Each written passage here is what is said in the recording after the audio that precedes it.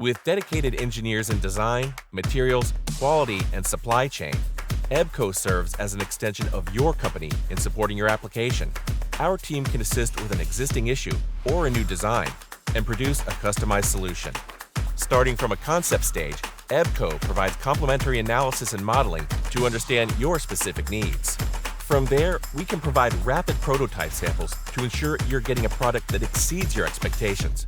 When it comes to both sample and production quality, you can rest easy knowing that every part's physical and material properties are inspected using our state-of-the-art equipment.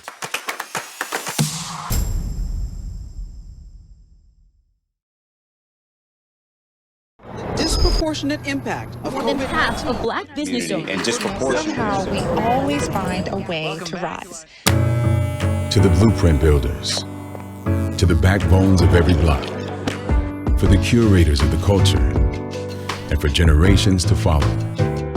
You might fall, but never fail. Keep rising, keep rising, keep rising. Apply for a business, marketing, and tech makeovers on us.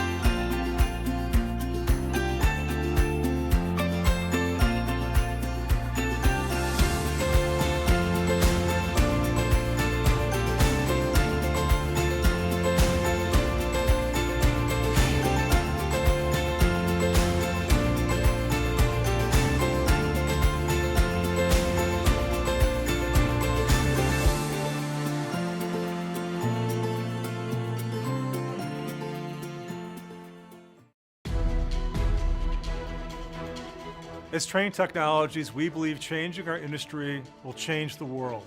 So we've put a stake in the ground with some historic commitments, including a pledge to reduce our customers' carbon emissions by 1 gigaton by the year 2030. What we're doing unifies everything that's important: the sustainability of our business, the power of our people, and the future of our planet. As we look to 2030 and even beyond, Train Technologies will challenge what's possible for the world and enhance billions of lives. There will be some who say we can't, but we don't believe in impossible. Let's rise to the challenge. Together, we are Train Technologies.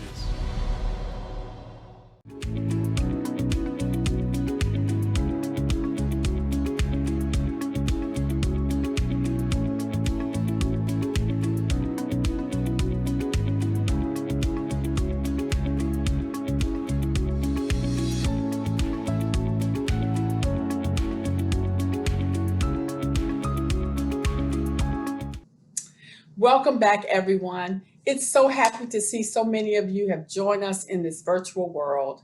This is our final day of the National MBE Manufacturer Summit. Yesterday was packed with information from our keynote, Ray Pittard, from Train Technologies, our industry sessions on healthcare, food and beverage, retail, and transportation and smart cities. I was able to peek in on these and learn some great new information. I also hope you are visiting the poster walk and voting and checking out our technology showcase.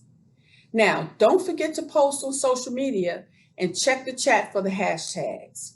So as we begin this last day, I want to again thank our sponsors, the Georgia Manufacturing Extension Partnership, Comcast, EBCO, Train Technologies, Grady Health Systems, the Home Depot, BMW Group, and Siemens. This will be a powerful day of learning.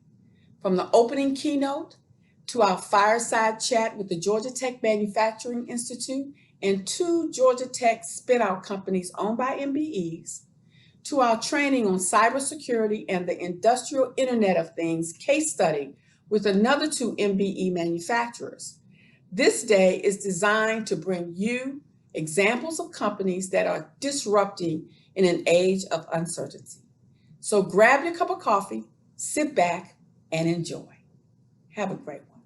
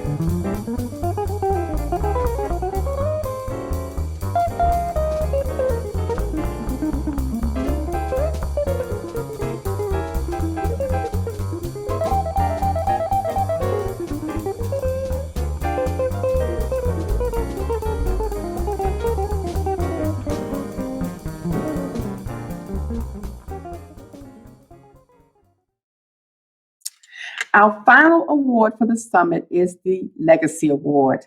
Let's take a look at the award, please. The National MBE Manufacturers Summit Legacy Award recognizes and honors an MBE manufacturer who has devoted his or her life in manufacturing, thus making a legendary contribution to manufacturing in the USA. This individual typically has been in manufacturing long enough to have made substantial contributions to the industry through their professional, business, and community commitments and contributions.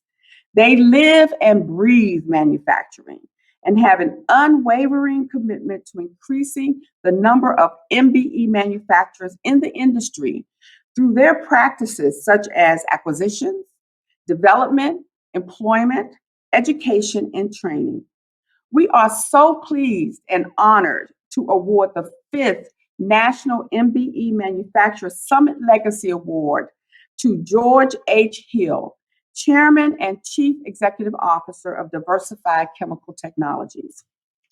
It is befitting that in our milestone, 5th year, the Legacy Award is being given to someone who is celebrating a major milestone. 50 years ago, in 1971, George Hill launched Diversified Chemical Technologies, a manufacturer of specialty chemicals. Born in Detroit, Michigan, George began his career at Michigan Bell Telephone and later joined Chrysler Corporation, where he worked as a manager, labor relations specialist, and in management development and recruitment. You know, George started Diversified Chemical Technologies in the back of his home with his longtime school and college friend. After many years in business together, George is now the sole owner of the company. Diversified Chemical Technologies, or DCT, is comprised of 3 companies: Adhesive Systems, Inc., Diversified Chemical Technologies, and Paperworks, and operates 3 plants located in Detroit and Highland Park, Michigan. With more than 150 years of combined experience in multiple industries, George and his team have a voracious appetite for innovation and unique customer solutions. The laundry list of customers is quite impressive and includes Clorox, Procter & Gamble, Grainger, Kellogg, Nestle, Kraft, Ford, and Caterpillar, among many others.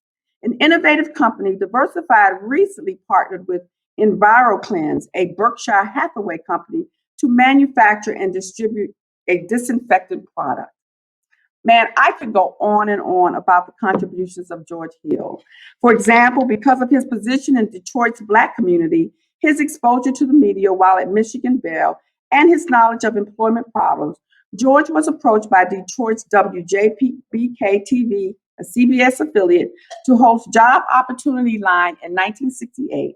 It was the first instance of an African American on a regularly scheduled TV show in the Detroit area. Among his many commitments, and he does have many, George Hill serves on the Procter & Gamble MBE Advisory Board, and the Wayne State University Board of Advisors for the College of Science and Liberal Arts. He is chair of the Detroit International Jazz Festival Board and board member of the Michigan State Community Music School. He also serves as vice chairman of Leaders Up, a talent development accelerator for youth employment, in addition to many other volunteer and philanthropic activities. He is married to Kathleen, with 6 children and 8 grandchildren. Let's play the video, please. Hello, my name is George Hill, and I'm CEO of a company called Diversified Chemical Technologies. Behind me is a big sign that says 50 years in business. And for the Atlanta Advanced Manufacturing Center to give us this award after all this time is very meaningful, because there was no such organization when we started 50 years ago.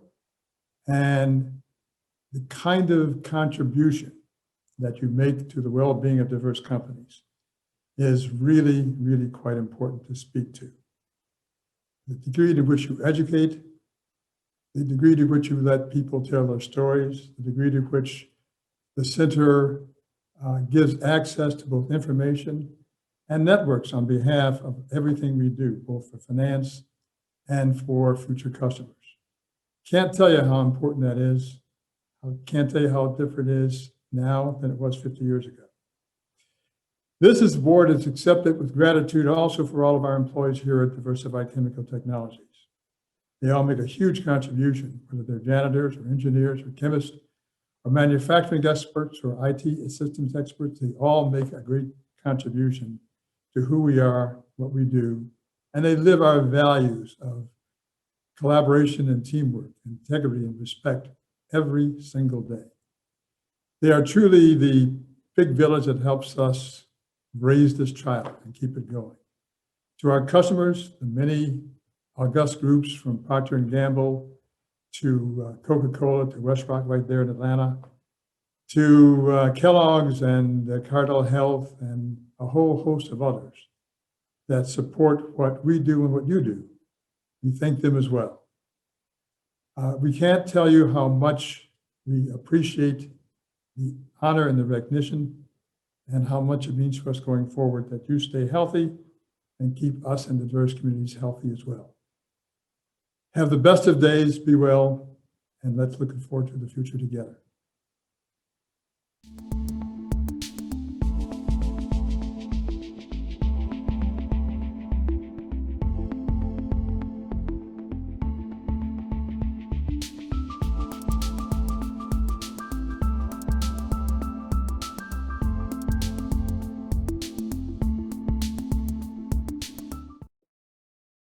But before I introduce our keynote today, I'd like to give a virtual applause to George Hill for the Legacy Award. Thank you so much, George, for all you've done.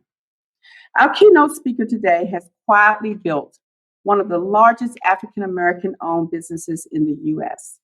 Billy Vickers is president and CEO of Modular Assembly Innovations, or MAI. Located in Dublin, Ohio, MAI is the parent corporation of a group of certified MBE companies offering manufacturing and assembly solutions to manufacturers. With Billy's leadership, the MAI team has grown the business to more than $1 billion in revenue and employs more than 360 people. The company was ranked 5th on the 2019 Black Enterprise Top 100 Companies list. A first-generation college graduate, Billy earned his BS in animal science from North Carolina State University. He formerly owned Yale Inspection Services, served as general manager of New Haven Foundry, and as plant superintendent for the Ironton Iron Casting Plant. He established his own business, Quality Engineering, in 2003, which focused on work for automotive suppliers, and joined Joe Anderson of TAG Holdings in 2004, our keynote speaker from the Summit Eve. Vickers became president and CEO of a new venture, Great Lakes Assemblies, LLC, with TAG as the majority owner and Midwest Express, Inc., a wholly owned subsidiary of Honda, as a partner. After a series of successful ventures with TAG, he bought out TAG and became the majority owner of 3 plants in January 2011 under Modular Assembly Innovation. Billy is very active in the community, serving on the board of A Kid Again and the Ohio Manufacturers Association. He is also on the Nationwide Children's Hospital Ambassador Council. So to close out our keynote for the 5th National MBE Manufacturer Summit, I'd like to welcome Billy Vickers of Modular Assembly Innovation. Take it away, Billy. All right. Thank you, Donna. Really appreciate the opportunity to be here today and be part of the event. A lot of times when people hear about our company, that they say, who is MAI? I've never heard of them. So I wanted to kind of tell you our story, how we got started, how we grew in a matter of 7 years to $1 billion company, and kind of walk you through the events that occurred and how we grew the business and how we continue to grow the business today and the future planning that we're doing to make sure that we remain relevant and we understand all the changes that are going on in the automotive industry. Like Donna said, I'm Billy Vickers. I'm president and CEO of Modular Assembly Innovation. We are located, the headquarters is in Dublin. We have a total of 5 manufacturing facilities. And we also have a couple of other businesses, like a staffing company that we started also. And I'll tell you about that venture and how we got started. In 2004, it all started for me in 2004. Donna mentioned that I was running my own business. It was a small MBE business, like a lot of you, a small business starting up at the time. And I was living in the Detroit area, running my business, looking forward to the future. And I got a call from Mr. Joe Anderson. And Joe, of course, he was a keynote speaker here on Tuesday. Joe called me and said, look, we've got an opportunity here with a joint venture with one of Honda's subsidiaries. And I've heard about you, and I would really want you to consider, joining my team. I was certainly ecstatic to get a call from Joe. I'd heard about Joe, but also I had just gotten married. And so the opportunity that Joe presented to me, I was living in Michigan. The opportunity was in Ohio. And the one thing about it, when you live in Michigan, you don't really go to Ohio and vice versa. But I looked at it as an opportunity. I talked to my wife and said, look, this is an opportunity that I think is going to be really good for TAG Holdings, so Joe's company, and be good for us as a family. So I took the opportunity. For 2 years, I just commuted back and forth. But when we first started up, the business model was that we took the business over from the subsidiary that was doing it. And so we had to put in all the systems that needed to be put in place to run a business, because everything else, when you are a subsidiary of a big company like Honda, you rely on a lot of the Honda systems. For example, everything that came in through the facility was on consignment. Our goal and the mission that we were asked to do was to take it over and manage that inventory. The key business, a core business that we were doing at the time, it was only one piece of business. It was tire and wheel assembly.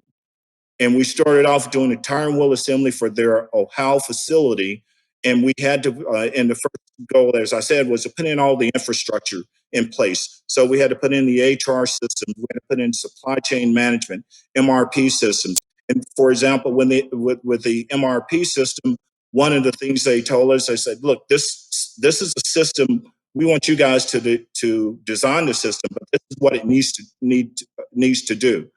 And we vetted a lot of different companies, came up with a proposal, and our customer told us this. They said, if you guys can put this in, we know it's 9 months, we need it in 6 months. If you do that, we will pay for the system. So that was a lot of pressure for us to store it up, a lot of pressure for me personally, because Mr. Anderson, of course, said, hey, this is something we need to do and make it work. And this is our first test. And a lot of you have been in situations where you've been waiting to get in front of a customer and you get that opportunity. You don't want to fail. You can't fail. And that was the position we were in. So we were able to get that system in place in 6 months. Our customer paid for it. And then we continued to just develop the capabilities, understanding our associates and trying to make sure that we have the right systems in place. We can execute, because the key was execution. We were in not just a just-in-time environment. We were built on sequence. So we couldn't afford to have any downtime. We couldn't afford to have any quality issues. So, and we were being judged very closely by our customer as to whether or not we had the capabilities of doing it. So we continued to work and get better. We went through that first year and we proved ourselves. In that first year, we were just south of $100 million in revenue, which was good for a startup company, of course. But going into our second year, we knew we wanted to do something different. Luckily for us, our customer came to us and said, "Look, we know you guys can do tire and wheel. You've proven that in a year that you're not going to shut us down. You have those capabilities, but we would like for you to look at this opportunity, and it's completely outside of what you guys are doing." And what they actually came over, and I remember this. They showed us just a drawing on an 8.5 by 11 sheet of paper, and they said, "This is a center console that goes inside the vehicle, controls all your radio, your air condition. Can you guys assemble this? Can you guys manage the supply base, bring those components in, assemble those components, and ship them to us in sequence?" And we said yes, of course. It was a big challenge. I had 2 engineers at the time, and so right away, the first challenge for us was to how, as an MBE company, like most MBE companies who don't have a lot of resources, how do we develop this? How do we go out and make sure that we've got engineering support, we got design support, we had the support of our customer. They were very supportive, but what do we do? So I went out and made sure that we had the proper engineering support, making sure that we had the proper project planning, because the key was project planning to make sure that we could execute on time. And so I made sure that all our project planning was in place and we had the resources that was needed. Because a lot of times as the MBE company, as I said earlier, you don't always have those resources readily available. So, but we were able to acquire those and bring them into our company. And we were very successful in launching the new business and doing the center consoles. Now, what I didn't know at the time was my customer was coming back to me a few months later, and what they asked me, they asked us to take over the tire and wheel business at their Alabama facility. But not only take it over like we did in Ohio, they challenged us with doing an entire greenfield startup. So for a young company that's only been in business for a year, that was, very challenging for us. But what we did was assembled the best team that we could, but we made some mistakes along the way. And I think in 2007, when we were working to start up this new facility, was a very challenging time for us. And the reason it was so challenging is that we probably should have been honest with our customer, and we should have told them that we didn't have all the capabilities to do what they wanted us to do. And in some cases, our customer asked us, "Hey, for example, instead of doing a tire and wheel line that cycle time is 11 seconds, we want you to put one in at 8.5 seconds." What did we say? "Yeah, we can do that." Oh, by the way, once we went to our supplier, our equipment supplier, they came back and told us, they said, "No way we can do it." So then we were forced to choose a different equipment supplier. That was a mistake. Down the road, we paid for that. But eventually we got the facility up and running. The other challenge we had, anytime you do a startup, of course, you have some type of ramp up schedule.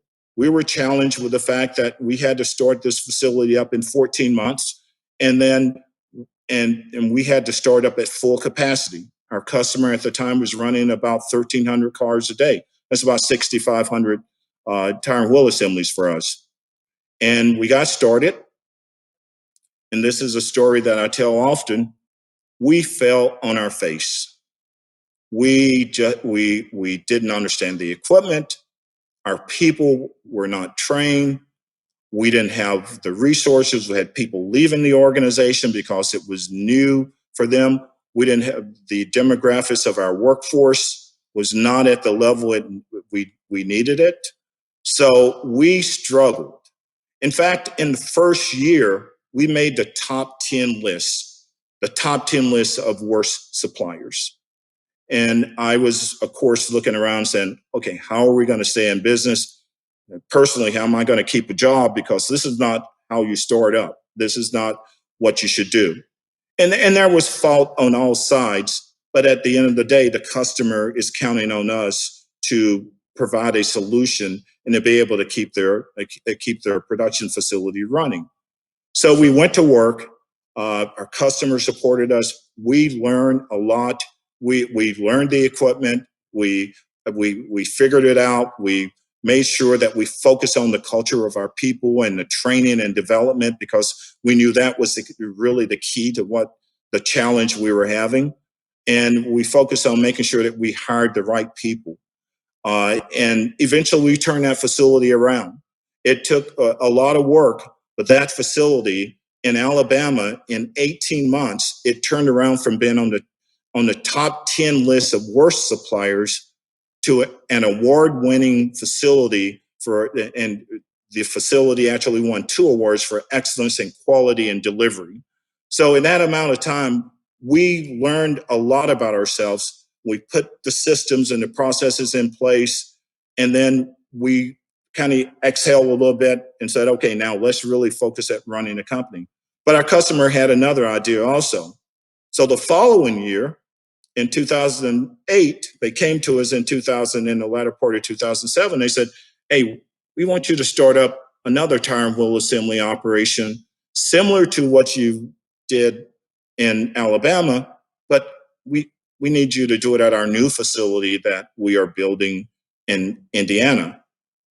So the first thing we did, of course, was look at all the lessons learned from the mistakes that we made in Alabama, the success that we had in Ohio, and we developed that lessons learned list, and we understood exactly what we needed to do different.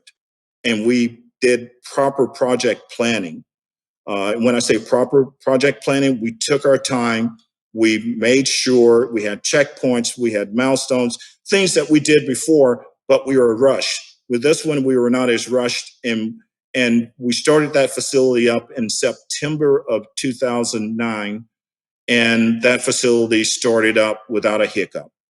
And so we knew we had done the right things. We knew what to do, but making sure you have the resources and all the people in place to do it is really the key. So what happened next is in 2010 is when Joe approached me and said, look, I'm looking at selling the companies. Do you want to buy the companies? And for me, that was a watershed moment for me. And I was like, sure, I want to, but I'll be honest with you, I'm a manufacturing guy. I'm not a banker. How do I buy 3 companies, in 2010, right after the recession? How do you do that? And I can tell you this, here's a lesson learned for any MBEs. What I did, I went out and found someone that knew that business, knew the M&A side of things. I found someone that didn't exactly look like me, someone that was different, and I was able to execute the buyout. And so in 2010, we were a $646 million company. In 2011, when we started up MAI and we started centralizing some of the functions, for example, like supply chain management, we knew we had to be really good. We had to be the best. We centralized supply chain management. We centralized the HR functions. We centralized our engineering functions. So no matter where we have our facilities, we have a standardized function that takes place, and we have process documentation that we follow across all of our facilities. In 2012, we became a $1 billion company. How did we do that? It was strictly diversification, going back from our roots of tire and wheel and the capabilities that we had there, and over the years developing new capabilities that was robust, repeatable, putting error proofing in place, and we were able to become, I say officially, a true modular assembly operation. Our companies, we don't manufacture anything, but we have the same capabilities that the customer, the automotive customer who builds the vehicles in their facility. We have the capabilities of building some of those components. So when they are looking to outsource components, they come to us and they ask us, you know, do you have the capability of doing this? That was a question they would ask early on. Today, they don't ask those questions because they know we have the capabilities. So in 2012, when we became a billion-dollar company, for the first time ever, we were able to do something that a lot of companies need to do, desire to do, but don't necessarily have the time. We started to focus on strategic planning. And that is the key to our companies today. We spend more time on strategic planning than I have on any of my companies in the past. And the reason we do that, because with proper strategic planning, which is, as a manufacturing guy, that's one of the hardest things to do, is force yourself to sit down and start looking at things strategically. But it is really the key to running your operation. And we develop all of our action plans, all of our initiatives, whatever we need to do from a standpoint of achieving operational excellence. It starts with our strategic planning process.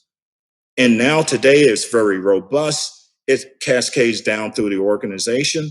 And it's something that we're very proud of, because we know that if we're working on something in our company, it should be on our strategic plan. If it's not on our strategic plan, we ask ourselves, why are we doing this?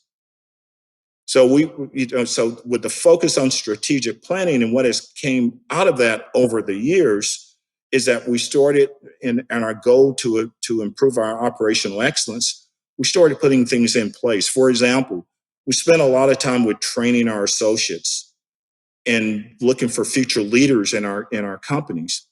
And one of the things that we did for our production associates, we realized we are high volume. I mentioned the cycle times of, anywhere from 8.5 seconds to 11 seconds.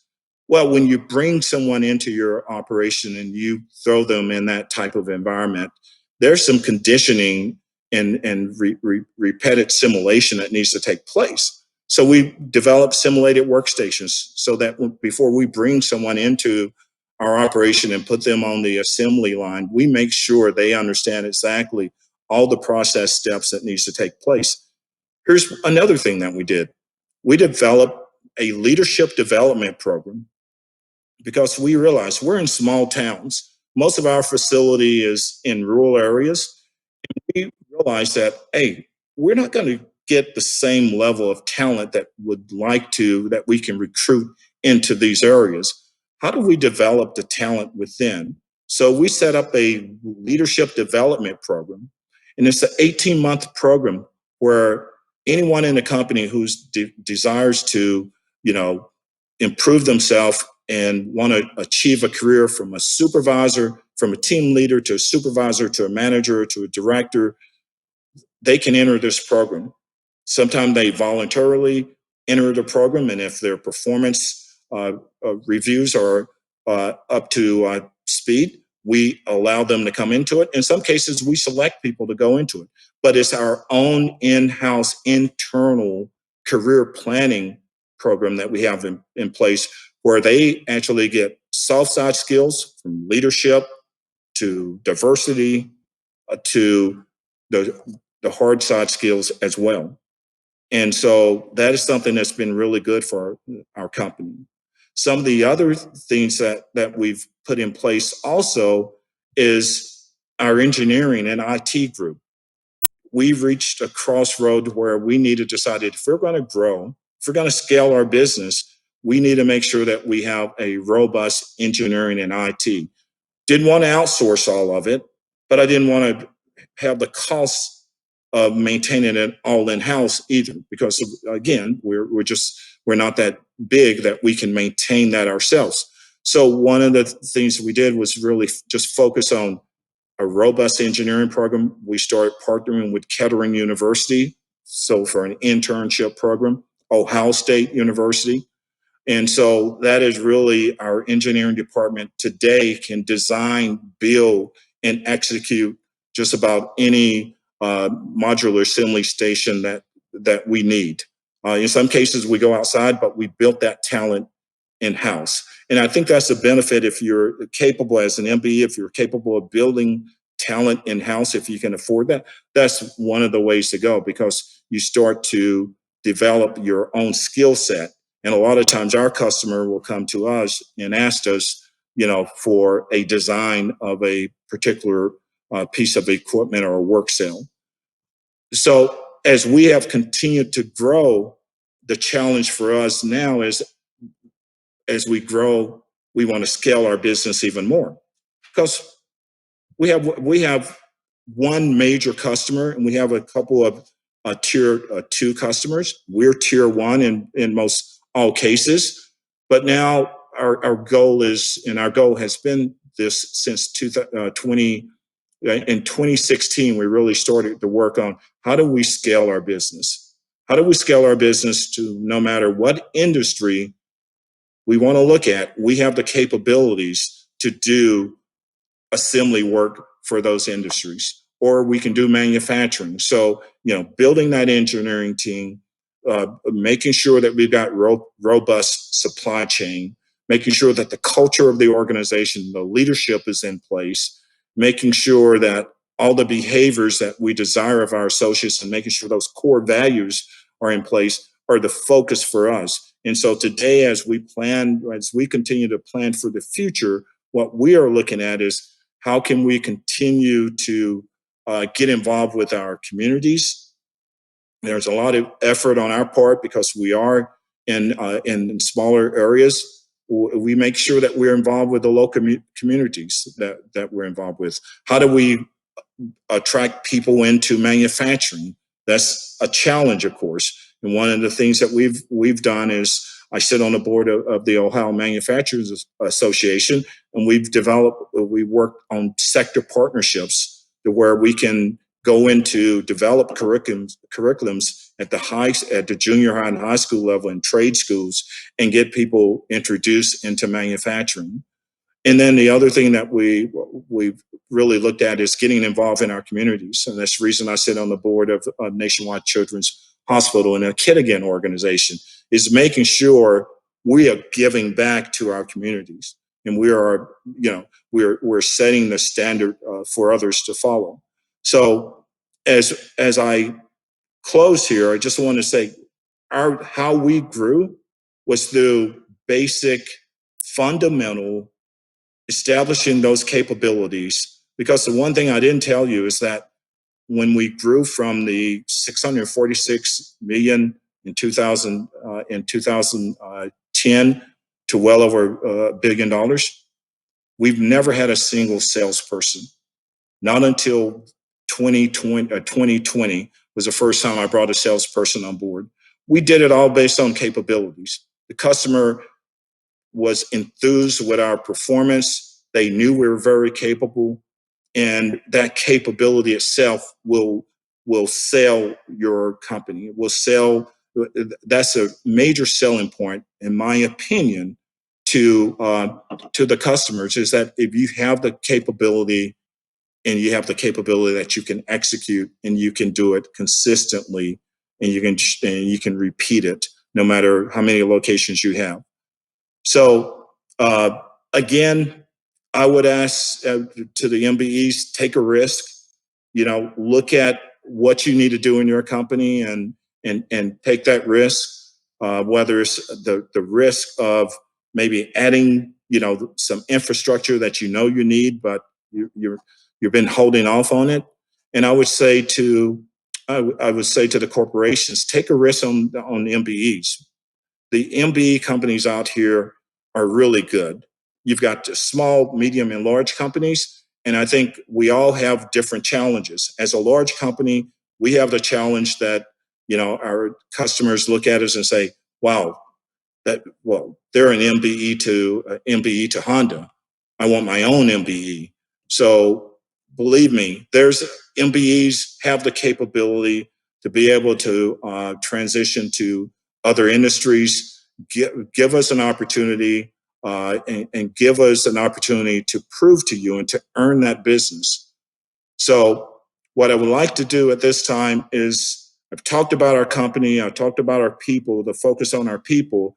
I have a short video that I would like to show. So if we could cue the video, I'd like to kind of bring it together with a visual so you can see what our companies look like.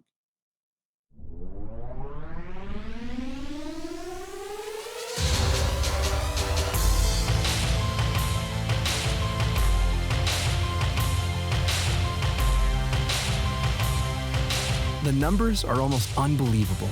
Nearly 1 million total assemblies per month, and 27,000 wheel assemblies alone each day.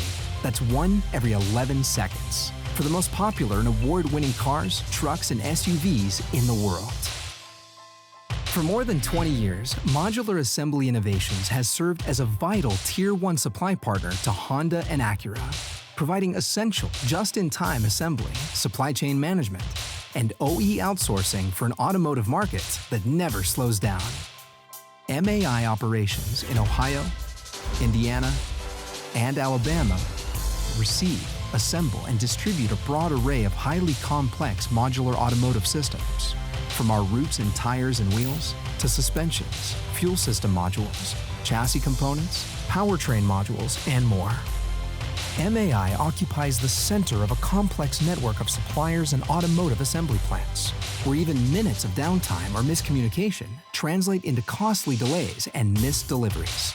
So we've invested heavily in systems and technologies that lower transportation costs, increase precision, and virtually eliminate warehoused inventory.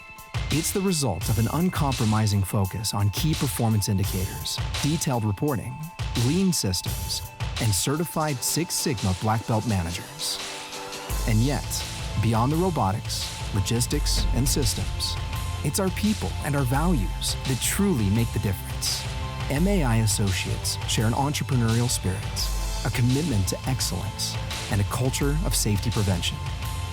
These are the people who provide solutions to challenges, deliver operational excellence, and maintain uptime all the time. MAI, assembly solutions for the finest automotive brands on earth.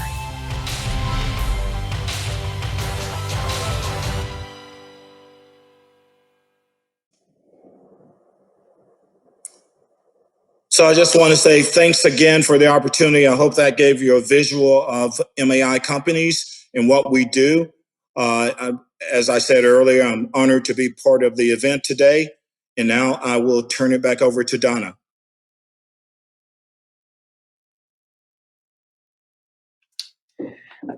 Thank you so much, Billy. This was a fascinating look at how you built your company, and a couple of things resonated with me. Project planning, proper project planning is very important. Developing lessons learned list, and being honest with your customer. And then finally, partnering with the university. I noticed that you partnered with several universities as you grew your company. And so that's a great segue to our next meeting, if you will, our next session, which is our fireside chat. Here we have a fireside chat with MBE leaders from 2 Georgia Tech spinout companies, Carbice Corporation and Fortified Logic, Inc. They will discuss their journey to build companies for the future and how to thrive through adversity. Our moderator today is Dr. Billy D. Brown, research faculty at the Georgia Tech Manufacturing Institute. He will introduce the panel, but before that, I'd like to thank him for his contribution to the summit and to the Atlanta MBDA Advanced Manufacturing Center, where he serves as a program advisor. In addition to serving as a research faculty at Georgia Tech, Dr. Brown is GTMI's Director of Manufacturing Education Programs, where he establishes strong partnerships and sponsored programs among industry, government, and academia in the area of manufacturing research, development, and deployment. He has been a champion of our center and the summit, putting together this fireside chat and the technology showcase. After the fireside chat, we'll come back for some instructions. So take it away, Dr. Brown. Yes, ma'am. Good morning. It is my pleasure to welcome everyone to the National MBE Manufacturers Summit Fireside Chat entitled MBE-led Georgia Tech Manufacturing Startups Thrive Through Adversity. As a housekeeping note, I'd just like to ask the audience to go ahead and submit their questions as soon as you have them during this discussion so that we can address them at the end of the session. Today, we have two very special guests who have long and strong roots at Georgia Tech, which have allowed their careers to sprout and withstand difficult times of unprecedented adversity and are now truly blossoming and flourishing despite all of the challenges, even in this current season. But before I introduce the featured guest, I'll go ahead and introduce myself again. I think Donna did a good job, but I'll go ahead and mention a few words here. I'm Dr. Billy D. Brown. I'm a research faculty. I'm also Director of Manufacturing Education Programs at Georgia Tech Manufacturing Institute, or GTMI. GTMI is one of 11 Georgia Tech interdisciplinary research institutes that uniquely focuses on manufacturing research, development, and deployment. We help tackle the grand challenges of today's manufacturers and move the innovations from lab to the market. I've also recently joined the Atlanta MBDA Advanced Manufacturing Center as a manufacturing program advisor. In this role, I help set the programming direction for the center, ensuring access to critical manufacturing education and trends for the center's clients. Through GTMI and MBDA, a primary goal in the forefront of my mind is always, how do I help companies, particularly local MBEs? One of the MBEs I've had a pleasure to assist recently is a spinoff of Georgia Tech founded by Professor and CEO Baratunde Kola, Carbice Corporation. Carbice is an Atlanta-based manufacturer of Carbice carbon, a product that lowers device temperatures and dissipates heat away from packaged electronics and consumer and space applications. At this moment, I'm excited to introduce one of the featured guests for today's chat, Chief Technology Officer of Carbice, Dr. Craig Green. Dr. Green received his PhD in mechanical engineering from Georgia Tech back in 2012.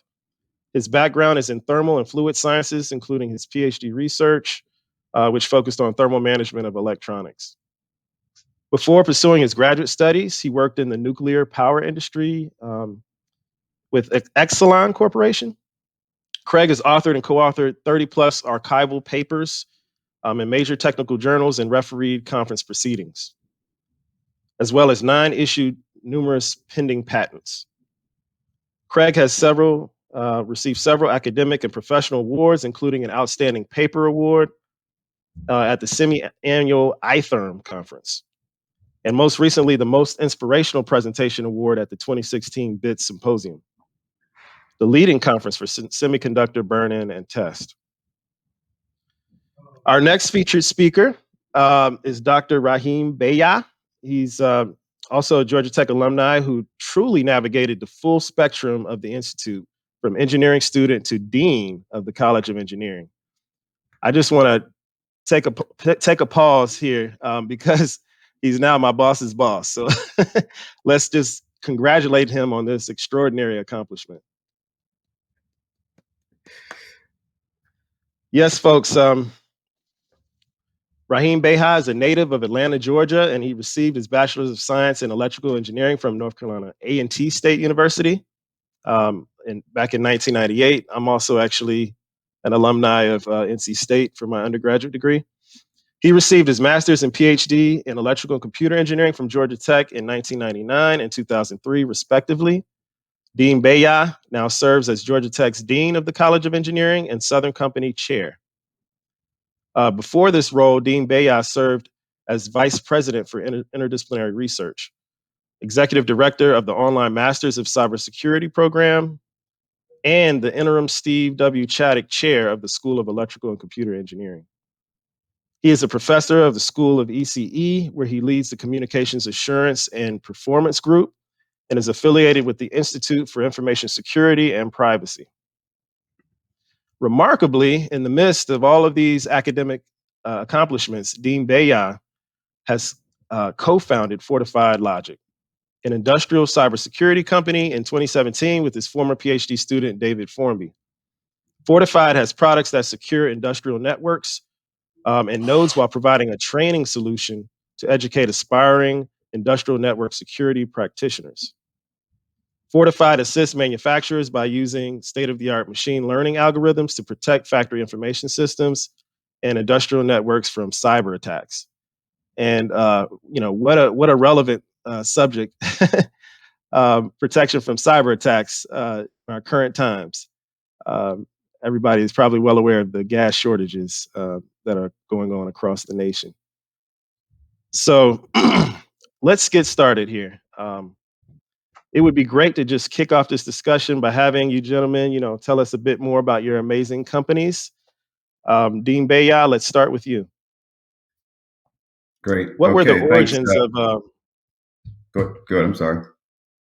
what were the origins of Fortified Logic? How and when did you first get involved, and when did you decide to start the company?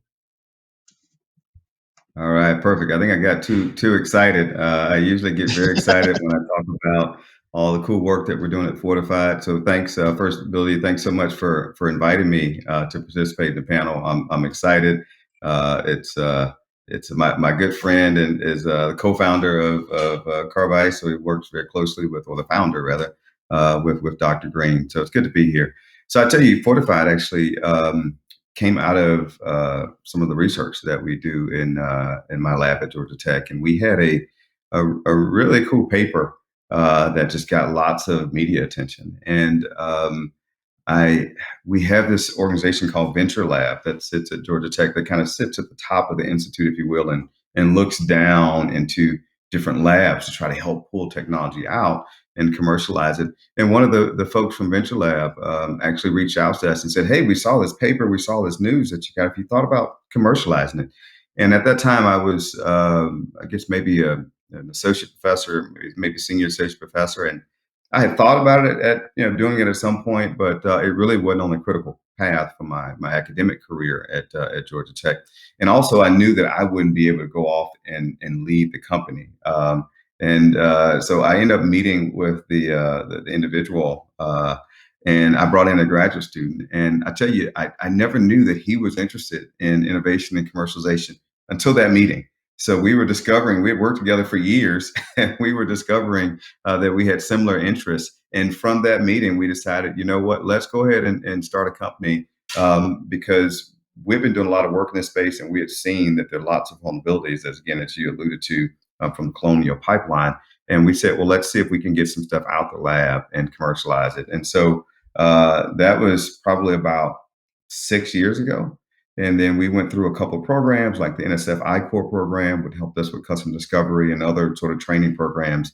And then we hung a shingle about 4 years ago, and we have not looked back. The company has about 6 full-time employees now, and 4 or 5 contractors to get depending on the week and our needs. But we've done a lot in a short period of time with a small group of faculty and staff. Well, small group of I'm used to my dean role, small group of developers. Dr. Green, how and when did you first get involved with Carbice? Was it directly after finishing your PhD back in 2012? Yeah, pretty much. So I met Bara. Bara was on my PhD dissertation committee. So really, like right after my defense, I talked to Bara in the hallway, and he kind of said, "What do you want to do next?" And I had already decided at that point I was interested in pursuing, being an entrepreneur. I was working on kind of in parallel launching a business, sort of commercializing technology that I had been working on. As a part of my PhD research. And so really right after that, I joined his lab as a postdoc for about 3 months, where I was really just kind of like looking at the technology. It was still funded at the time as a part of a DARPA research program. And so spent some time, working in his group. And then after that, really just kind of working with Bara in my spare time while I was working on other things that were kind of going on. And Carbice had several years really as sort of a IP generating research business. And during that time, we we're really kind of looking at how do we turn this material that we make into products? Who wants it? How do we commercialize it? And several years later, around 2016, 2017, we got, we won an NSF SBIR grant and some other things that allowed us to really scale up our ability to manufacture the material. And that's when we really sort of transitioned to a commercial, customer facing business. Great, great. Um, you guys will both get the opportunity to answer the next question. What was the early vision that you guys had for your company? Do you think that vision is the same today? If not, how has it changed over time, and what were the factors or circumstances that caused this change? Um, Dean Bayad, do you want to go first on this one? Yeah, I'll jump in. And so, yeah, we pivoted.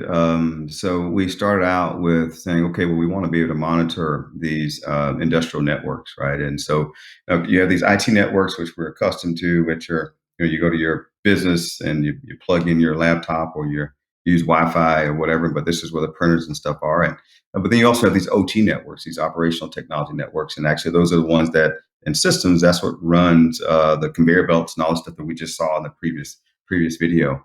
And turns out those systems are not monitored, and a lot of the software is antiquated and it's just not really secure. So our goal really was to monitor the OT networks and bring some of the security that's leveraged in IT network space, to the OT network space. And so we started out with that, and then we realized as we went to go pitch the product, we knew that it was a need because I conduct research, and you can sort of see how the wind will blow based on sort of previous breaches and things like that. So we knew that, for example, the attack that occurred today, we knew 5 years ago, not today, but last week, that was going to happen, right? We knew that this was going to happen. The problem is the potential customers didn't necessarily believe it, and they never thought that this would happen to them. This would happen in the U.S., and it wasn't even a real attack. So we actually had to pause for a minute and say, well, wait a minute. We really need, since this is an emerging field, an emerging technology, we need to pump the brakes, wait for it to develop, but we can help it develop. So that's when we actually created our training our education to help us educate the market and actually make money while educating it. So our training solution is, and I'll talk about this a little later, but it has this OT environment, so like physical plants, physical water treatment facilities, and also the IT environment, the networking facilities. And you can see the consequences of an attack in the physical environment. So you can see conveyor belts being disrupted, or chemical reactors actually explode if, let's say, the pressure in the reactor increases. So we got feedback from our customers, knowing that they just weren't ready for this, and said, all right, well, let's educate them and make money while we educate them as we continue to build our core products. Excellent, excellent. Yeah, this is the wave of the future, right? I mean, with the cyber attacks. Craig, did you want to comment on the vision for Carbice? Sure. Yeah. So, our vision at the outset was really to be the new standard for thermal materials, right? We wanted to, we have this material that we believe, and we believed at the time will ultimately be a solution for addressing thermal problems really across the landscape of sort of semiconductor thermal management. What we had to do in terms of the types of pivoting that we did, or changes in direction that we've done over time, have really been sort of tied to our ability to make material to serve markets that we're interested in.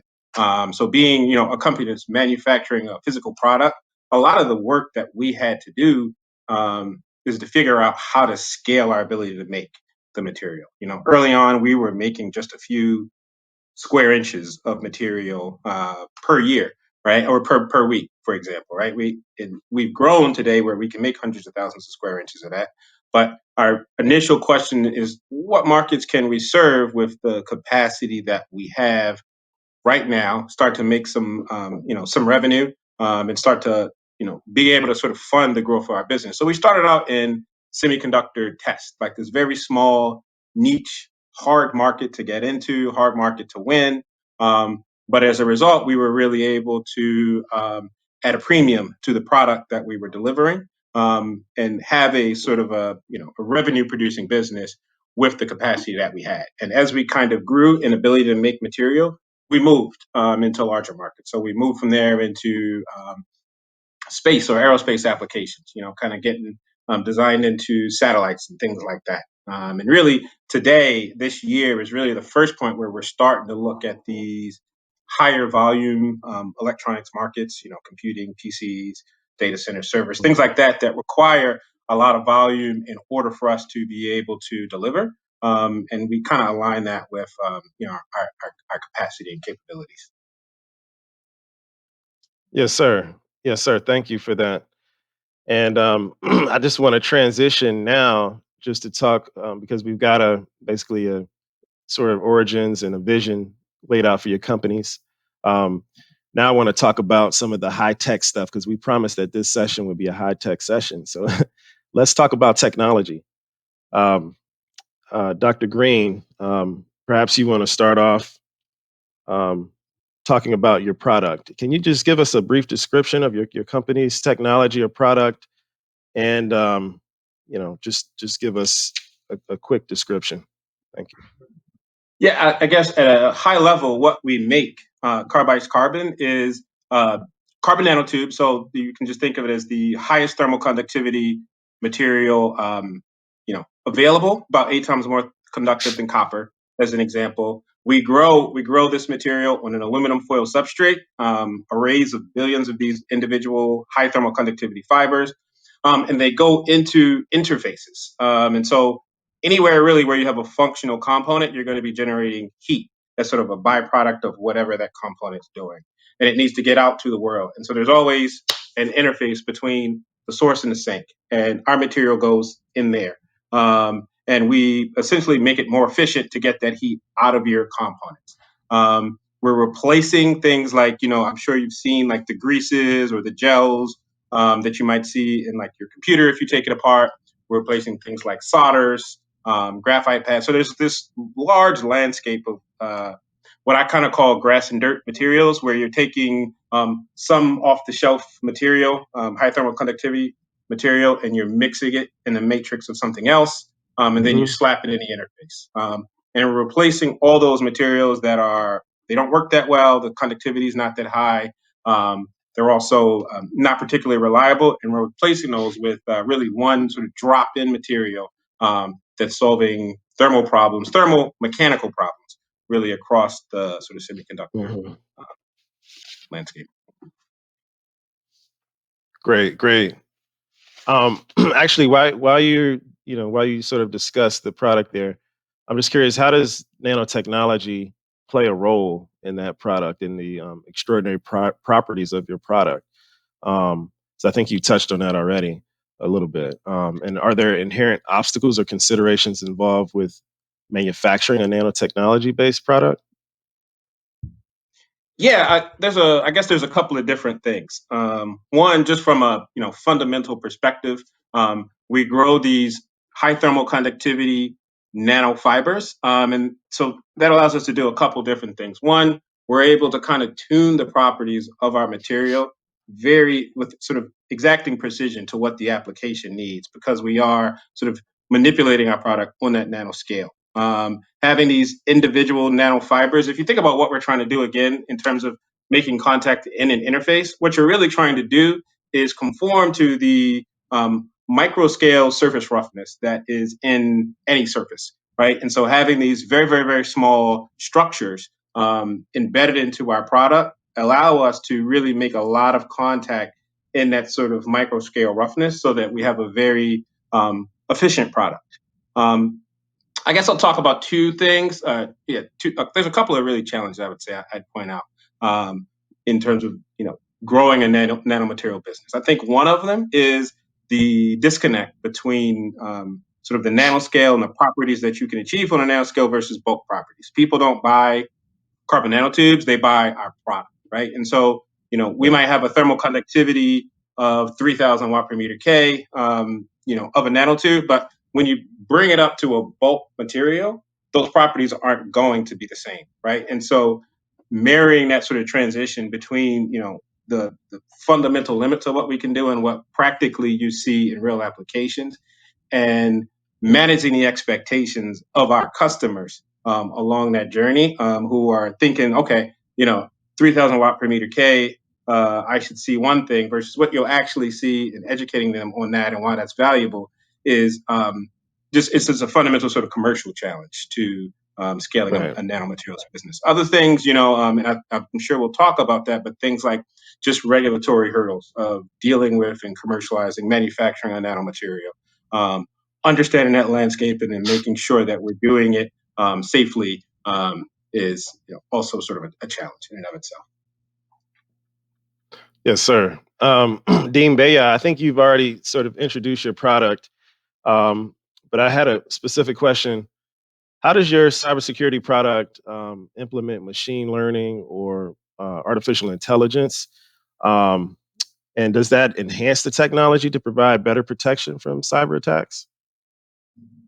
Yeah, and actually, I probably should give a more comprehensive explanation of the product suite that we have, and I'll do that, but I'll also answer your question while doing that. So we actually have three different products in our product suite, and the first is the one I've already talked about, which is our training product, and it uses sort of the video game technology, so it's a 3D immersive world that has either whatever your process is. Our goal is to emulate that. So if you are manufacturing, then we'll give you this manufacturing facility environment that's there, and then connect all the PLCs, the programmable logic controls, all these other devices to this. And so now you have an IT and OT network that's combined, and from that you can actually see that, well, wait a minute, if I make some modifications or if I attack the network, I can actually, or through the network, I can actually see these physical events happening in my system. I can see that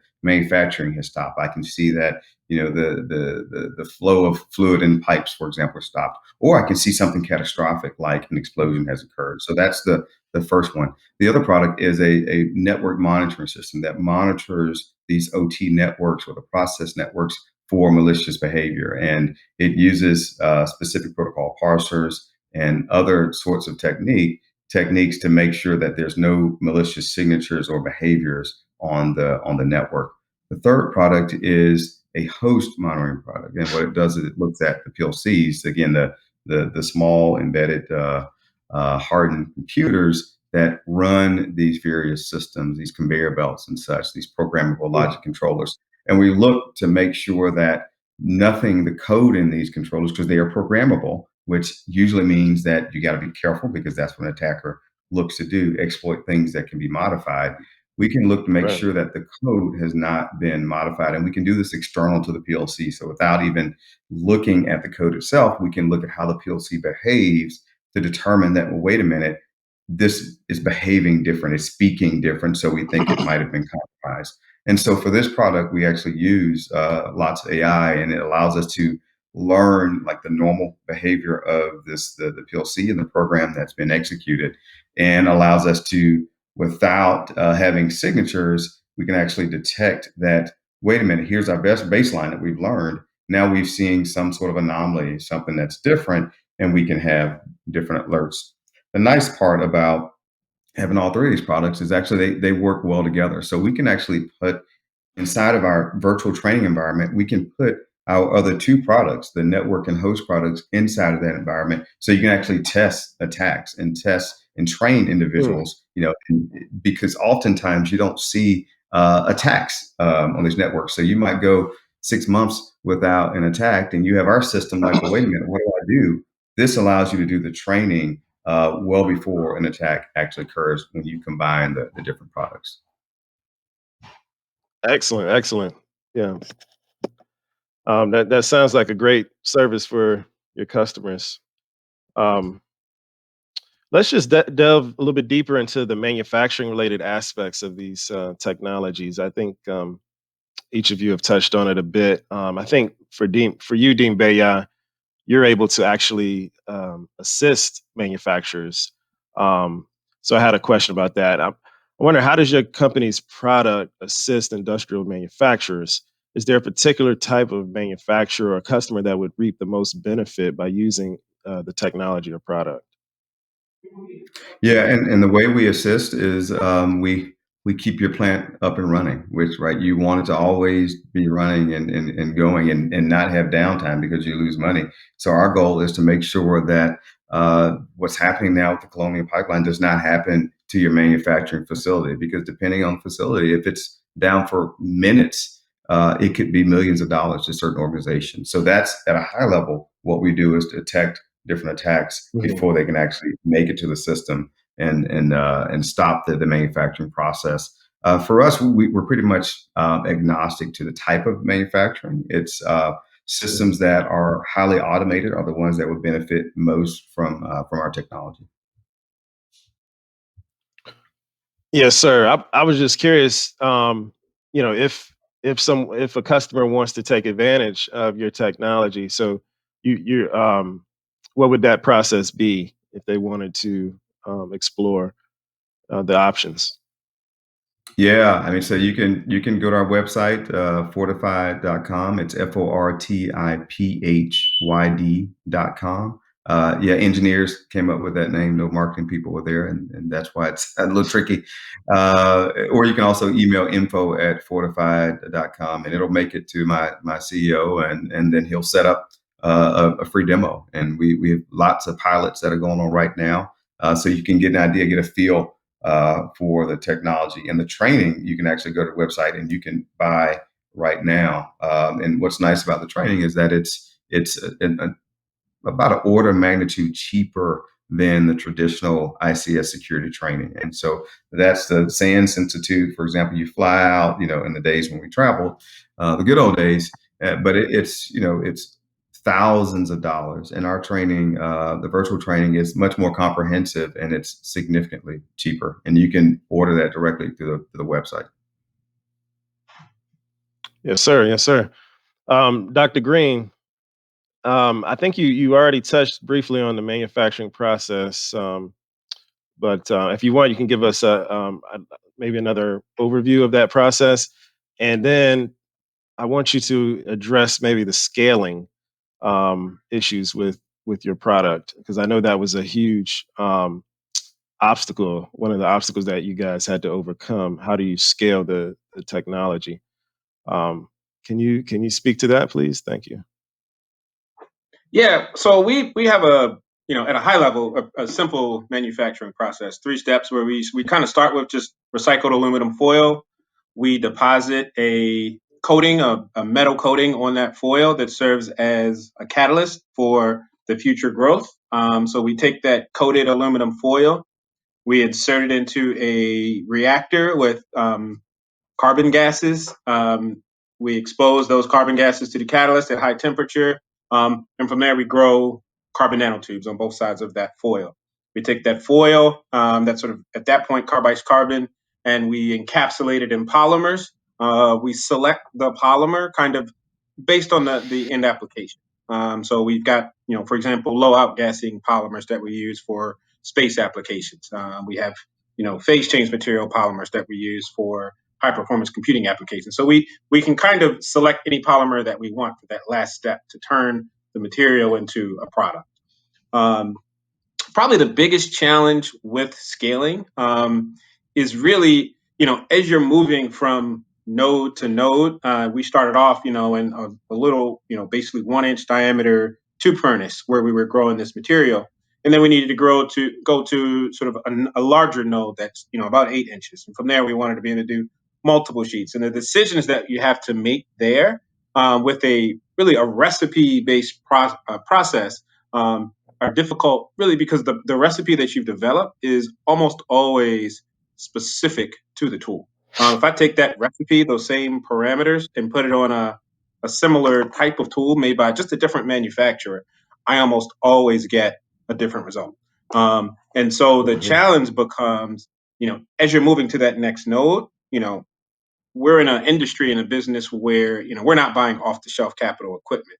It's custom to what we believe we need. And so how do you manage the risk of bringing on the cost and the expense and everything else of a new piece of equipment, commissioning it, and then knowing that you're going to have to develop almost from scratch a whole new recipe on that tool, and how do you upfront sort of ensure that you're going to be successful in that, right? You don't spend 6 months trying to develop a recipe that never actually gives you the properties that you need. And at the same time, how do you maintain, your ability to service your customers while you are really tuning in and locking in on what that new process and recipe is going to be at that next scaling node? Okay, thank you, Craig. I want to get to some of the nitty gritty here of the adversity and challenges, because I think we're running short on time. So, um, yeah, what have been some of the challenges your business has faced? And how were you able to navigate through, around, or over those obstacles or barriers? This is a question that both of you can address. Dr. Green, did you want to go first? Sure. I think one of the things, probably the most challenging thing, has been, really tied to what we were just talking about with how you scale, and how are we able to get from where we were at a few square inches up to, millions of square inches per year, while sort of servicing customers. One of the early decisions we made was to bring in a piece of equipment it was fundamentally different from the approach that we had been using, in terms of the type of reactor we were using to grow our material. We made that decision because looking, even a couple years down the road, changing sort of the type of tool that we were using would give us better scaling, right? We could scale roll to roll as opposed to scaling via batch, and ultimately that gives us lower costs. But as a result, we had to make the decision to sort of change from a batch style reactor to what we were using, and it took us really almost back to square one with respect to our ability to make product. And so early on, we had these sort of we had two variants of our material. We had the material that we could make a lot of, but just didn't have the same performance as what we had been making. That allowed us to get to the point to go to that next scaling node. And we had to balance that, over the course of, really, it was about a year and a half or 2 years, as we worked out all those kinks and eventually brought them together in terms of performance. But in the interim, we had to manage the fact that we had this, high quality material. Who gets that? What type of customers get that? And then we have this material that is available, but maybe doesn't have the same performance, and making those types of decisions. And in accordance with those challenges, I know you mentioned earlier some like regulatory hurdles, and I also mentioned that you had received some assistance from myself over at the Georgia Tech Manufacturing Institute, through some funding that we received from the Georgia Centers of Innovation for Manufacturing, which is a unit of the Georgia Department of Economic Development. So I wanted you, maybe you could speak to the importance of your company to have access to Georgia Tech resources, specifically that, and also related to the fact that your facility is on a rented space on campus. So how Yeah. does the Georgia Tech resources contribute to those navigating those challenges? Georgia Tech has been a tremendous resource, really across the board on a number of parameters. But I guess we can start with what you mentioned in terms of the ability to help us with some of the, in some instances, R&D, sort of working on small SBIR grants, things like that, or working through the project that you and I worked together with, collecting data that we needed to um, go to the EPA and sort of show them that we are able to manufacture our material safely. So carbon nanotubes they exist on the list that the EPA has of materials that you need to get pre-clearance before you manufacture. And so we worked with Georgia Tech to collect data around how we manufacture, what the risks are, and are we or are we not effectively mitigating those risks. And being able to sort of leverage Georgia Tech in that way allows me and the folks at Carbice to focus on our business focus on what our customers need and how we are serving those customers, how we're getting product to them, and these other things that we really just can't focus on, but are still important, tremendously important. We're able to find, either work directly with someone at Georgia Tech or work with Georgia Tech to help us find an expert locally that can, where we can sort of, have those people help us do those types of things. Other thing, one thing that I will just say is tremendously valuable, has been tremendously valuable for us, is just the students at Georgia Tech. We're about 14 right now.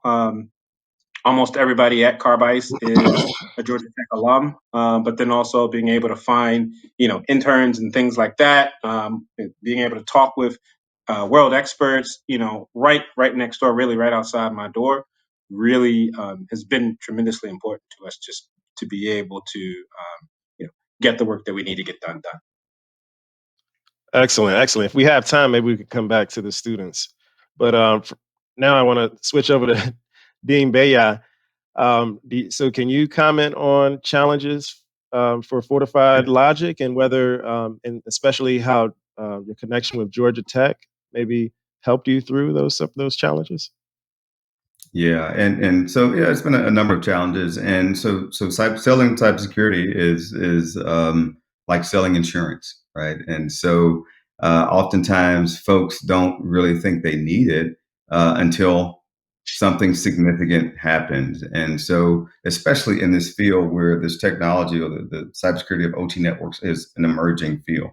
And I'd be curious to see like how many folks in the audience, right, have cybersecurity for their OT networks, right? Probably very few. I imagine that they will soon, but probably very few. So a big challenge that we had has been educating the market and us appreciating that it's going to take a while for the market to develop. And we started the company years ago.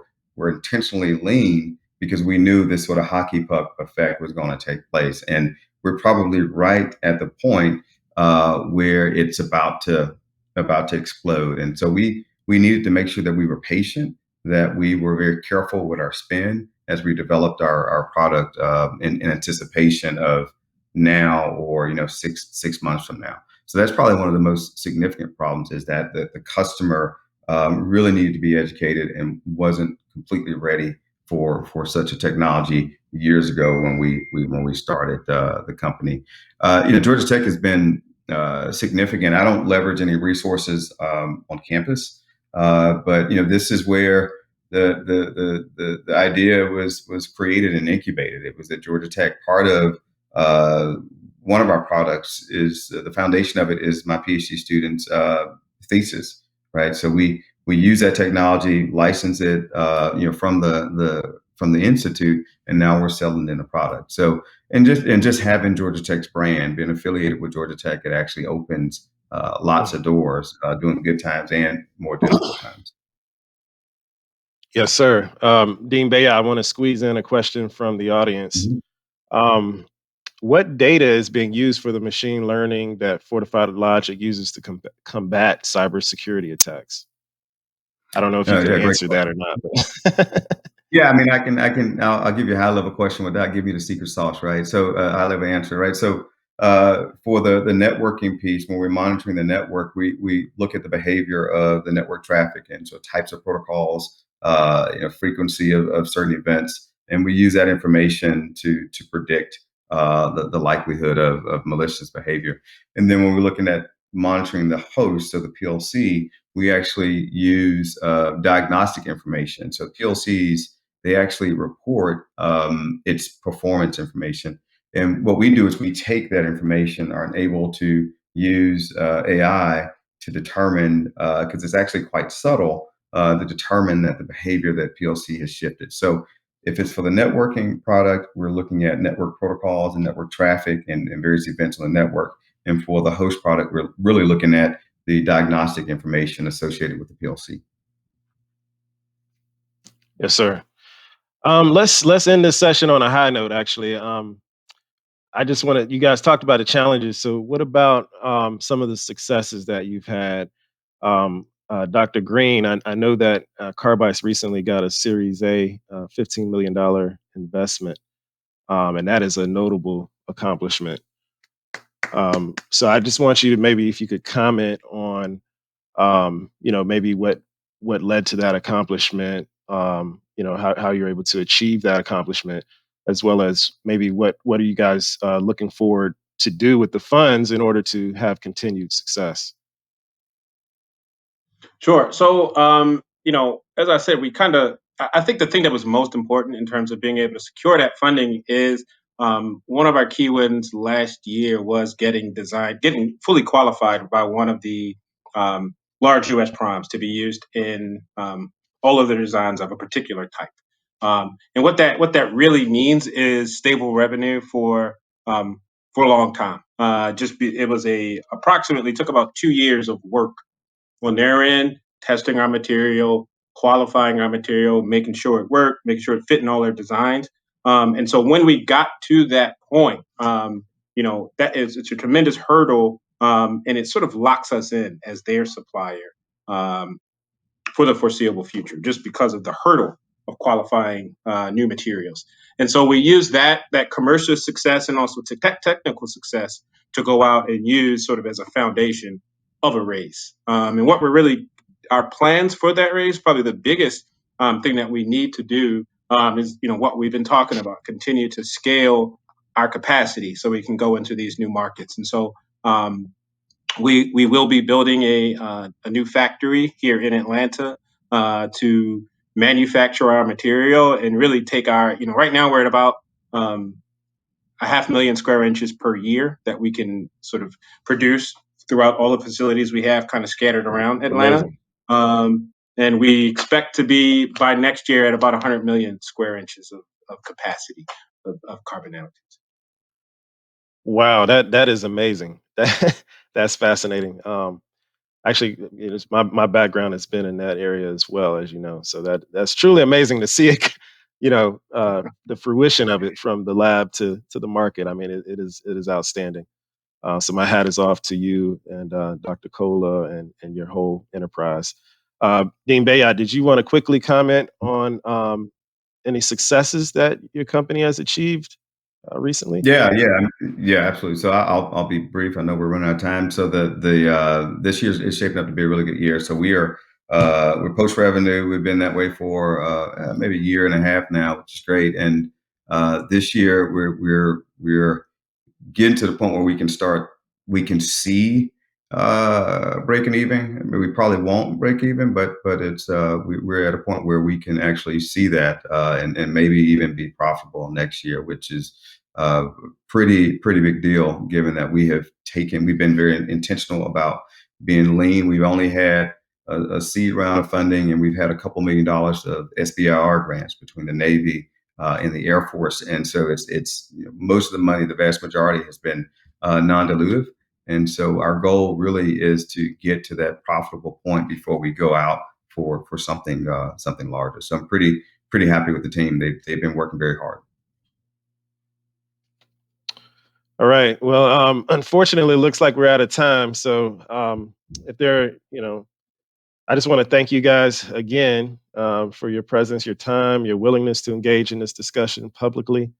And I'm sure that the insight that was provided, and as well as motivation that was given to the audience here, as they're looking to do similar things in their pursuits. So thank you guys. And I'll give it back over to Donna. Thank you so much. And all I can say is, wow. Thank you to all of the doctors, Bayard, Green, and Brown, for this powerful session. And to the audience out there, I think it's just amazing to see these MBEs doing big things in technology, in cybersecurity. And Dr. Bayard, this is a perfect segue for us this afternoon because our training, we have a training session on cybersecurity and manufacturing. So it's so important. And then to have Carbice Corporation disrupting the industry in the area of electronics and heat and all those kind of great, cool things, I think it's just amazing. So thank you again for joining us for the summit and bringing us the new and latest information and technology. So we're going to come back. We're going to take a break and come back at 12:40 for the Starbucks small bite-sized tour and talk session. During the break, I would like for you to visit the poster walk. There have been some questions about how to vote. You have to double click on the posters, and then you will see a gray heart in the top right-hand corner. When you click that to vote, it will turn red, and you can only vote one time. But we want everybody to visit the poster. There's some really, really cool posters in there about how our MBEs overcame disruption this past year. So we'll see you back here in the auditorium at 12:40 for the Starbucks bite-sized tour and talk session.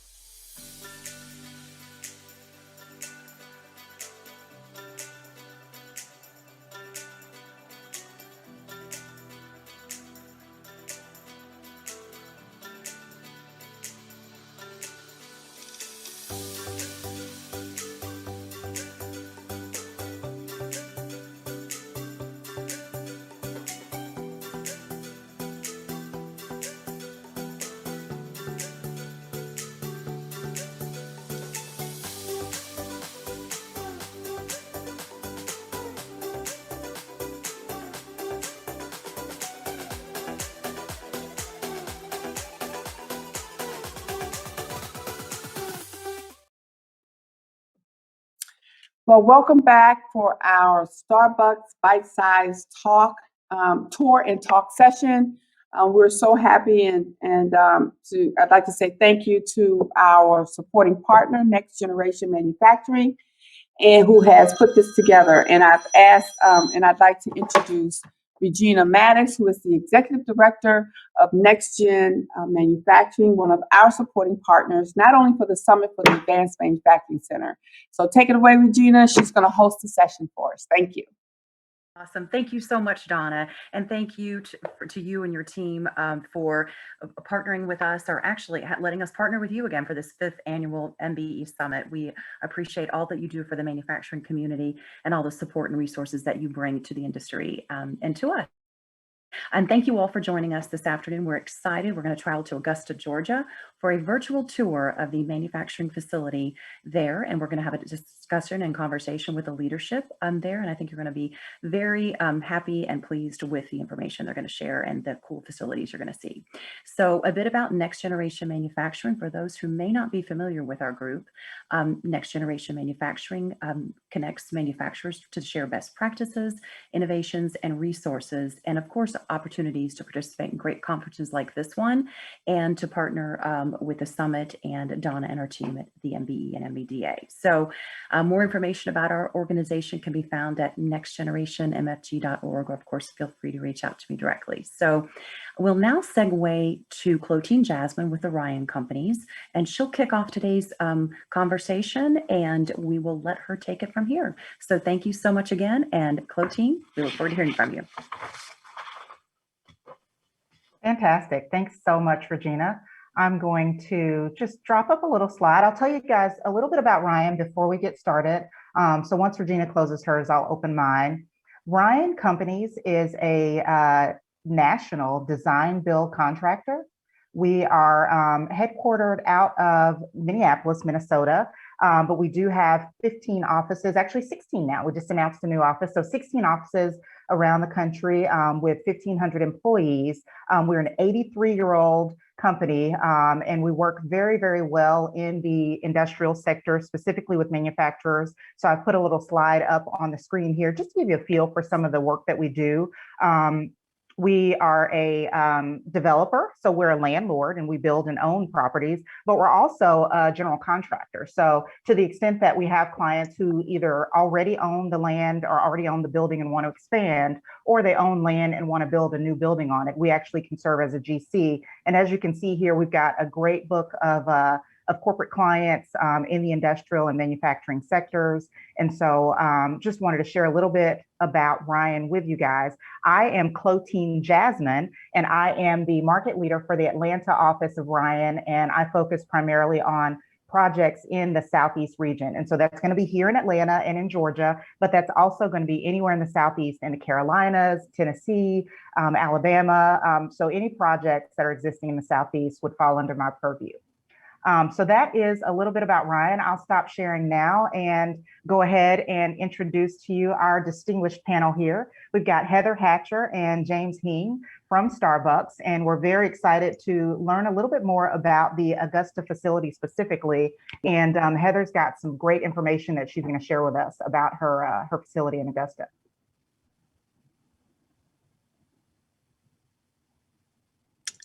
Thank you so much, Clotilde. So first off, I sat in on a few minutes of the previous panel, and go Jackets. I was really excited to hear all the stuff that Georgia Tech is doing to help out. So as previously mentioned, I'm Heather Hatcher. I'm the Senior Ops Manager here in Augusta, Georgia, where we have 2 plants. We have a soluble coffee plant and a roast and ground plant. I'm going to talk to you, try to give you as good of a tour as we can virtually. We're looking forward within the next year to get back to doing in-plant tours. But anyways, we'll get this started. So just a little bit about Starbucks manufacturing. You can see we have several plants kind of strategically located for really just for distribution purposes. So we have one up in around the Seattle area, close to Reno, Nevada. Here in the Southeast, we have one in Columbia, South Carolina, and then we have the 2 plants here in Augusta, Georgia, and then one up in York, Pennsylvania. We make a variety of products. In particular, at our plant here in Augusta, we make these soluble coffee products, which is like instant coffee. Also, if any of you like frappuccinos or like even the bottled or canned frappuccinos, all that coffee comes from right here in Augusta, Georgia. So all that coffee is produced right here. We also make a product that goes to our Starbucks retail stores, in addition to what you would normally see in grocery stores.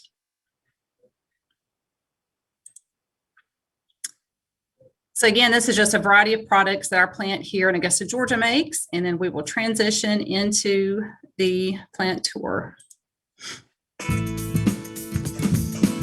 Just about anywhere in the world, you can enjoy a fresh cup of Starbucks coffee just the way you like it.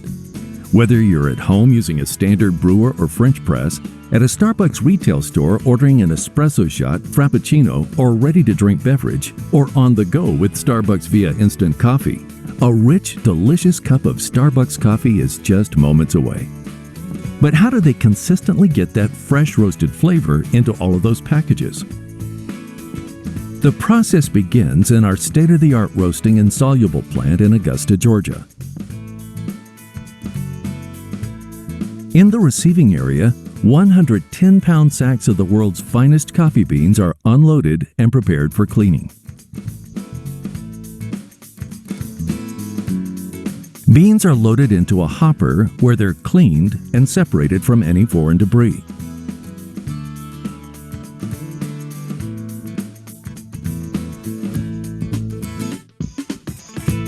The cleaned beans are then sent to the roaster.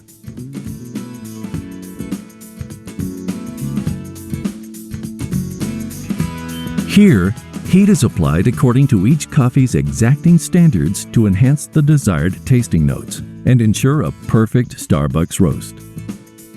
Once roasted, the beans are sent to one of three locations: directly to packaging as whole beans, to the grinder to be ground and packaged as coffee grounds, or through the soluble process. Whole beans can be placed into various package sizes, from larger bags for Starbucks retail stores to smaller bags for consumer purchase.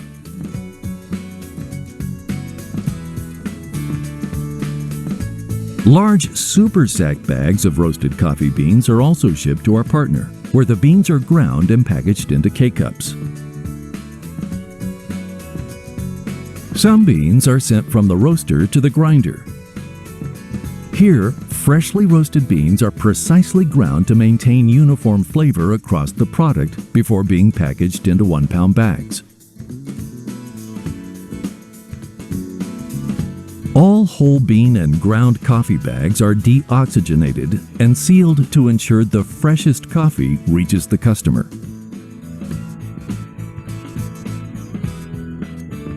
Bags are then tested for oxygen content, package seal, and appearance prior to being placed into cases and sent to stores around the world.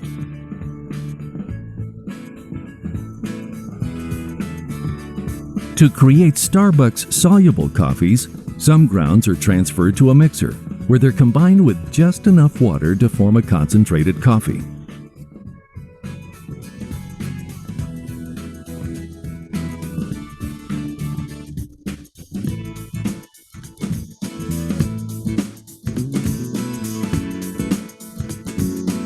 After mixing, the concentrated coffees are transferred to multi-layered concentrators for further water removal.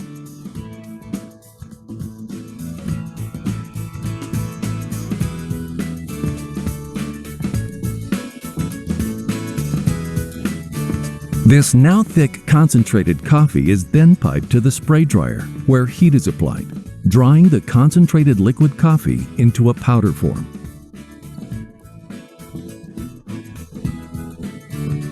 Pure concentrated coffee is used as an espresso base for retail store frappuccinos and commercial ready-to-drink beverages, while some concentrated coffee is mixed with sugar, green coffee extract, and other ingredients to create Starbucks via iced coffee and refreshers drinks. The espresso base and via soluble powders are quality tested for moisture, particle size, and powder density before being sent to packaging. Espresso-based soluble powder is packaged into pouches and shipped to retail stores worldwide.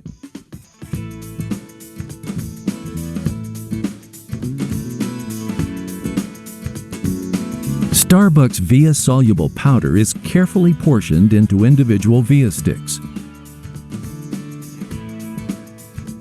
Each Via stick is portioned to brew one perfect cup of coffee.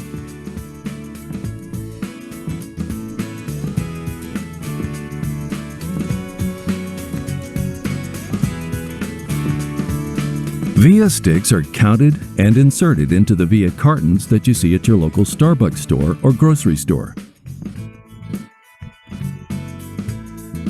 Once the cartons are packed into cases and palletized, they are ready to be transported to consumers and retail stores. Every day, the world's finest coffee beans arrive at our plant, where our partners add the care, passion, and precision it takes to turn them into the world's finest roasted coffee and refreshers. Welcome to Starbucks.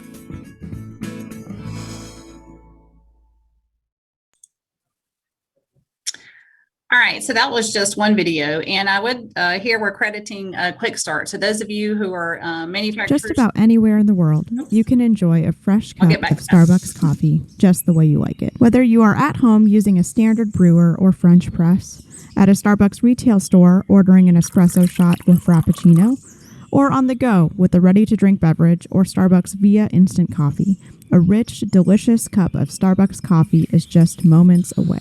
But have you ever wondered how Starbucks consistently gets that fresh roasted flavor into all of those packages?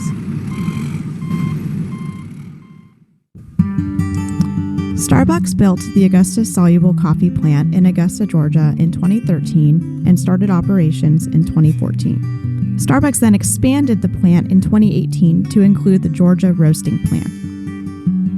Although this video won't take the place of an in-person tour, this is the best way to show you our process. Receiving. The process begins in green bean loading. Partners follow an extensive dock lock process to inspect the beans before unloading them.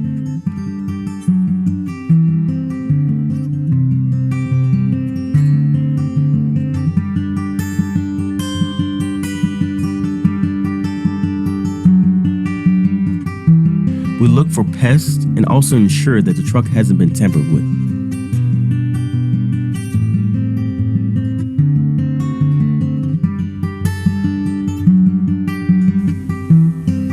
Pallets of 110-pound burlap bags are loaded onto our unloading stations. The burlap bags are then cut. To release the beans into the pneumatic conveyor that transfers the beans to be cleansed from foreign debris. From there, they are then distributed into one of the 69 green storage silos.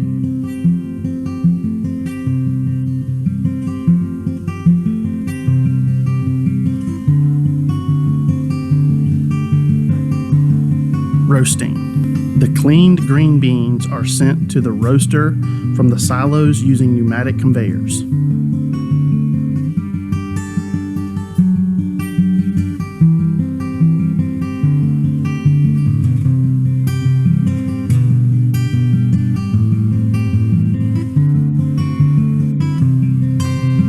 The control room is located close to the roasters where we have visual boards and systems to track roasting, training partners, and more.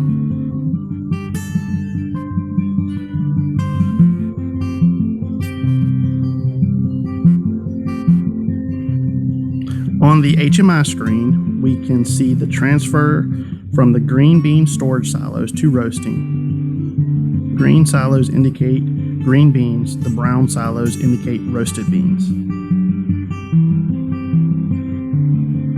Once the beans are in the roaster, heat is applied according to each coffee's standards to enhance the desired tasting notes and ensure a perfect Starbucks roast. While roasting, chaff is removed from the beans that is conveyed to a briquette system that compresses the chaff into bricks.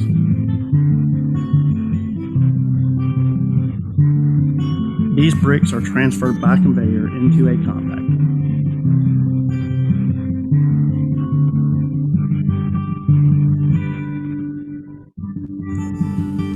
roasting process is complete, roasted beans are released from the drum to the cooling bed for 3 minutes to cool down.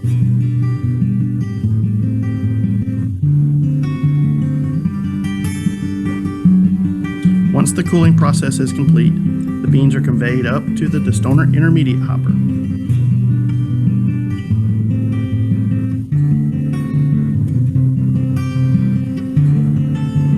Once the coffee has reached this point, the roasting operator will then take a sample and perform a Minolta quality test that will determine if the coffee color is within specification. If the Minolta test fails, then the roasting operator will document the numbers, then follow our NIST protocol that determines the percentage of blendback for the coffee. If the Minolta test passes, then the Minolta numbers will be documented.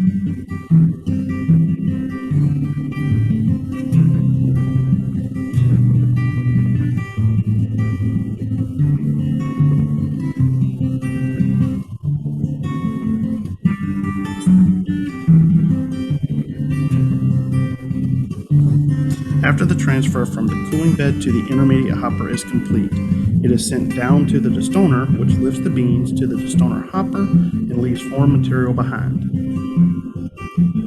Foreign material that occurs naturally in how our beans are farmed, such as stones and rocks, are inherent in the agricultural process.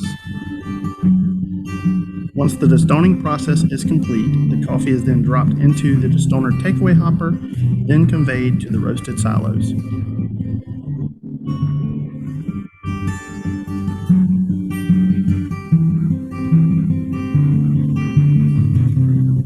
Packaging whole beans. Whole beans can be packaged into various packaging sizes, from large bags for Starbucks retail stores to small bags for consumer purchase. Large super sack bags of roasted coffee beans are also shipped to our partner, where the beans are ground and packaged into K-cups.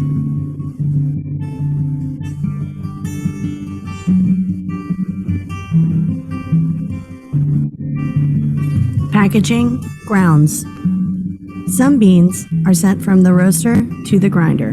Here, freshly roasted beans are precisely ground to maintain uniform flavor across the product before being packaged into various packaging sizes.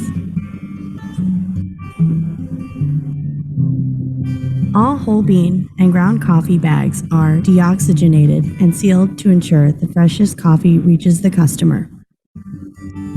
Bags are then tested for oxygen content, package seal, and appearance prior to being placed into cases and sent to stores around the world.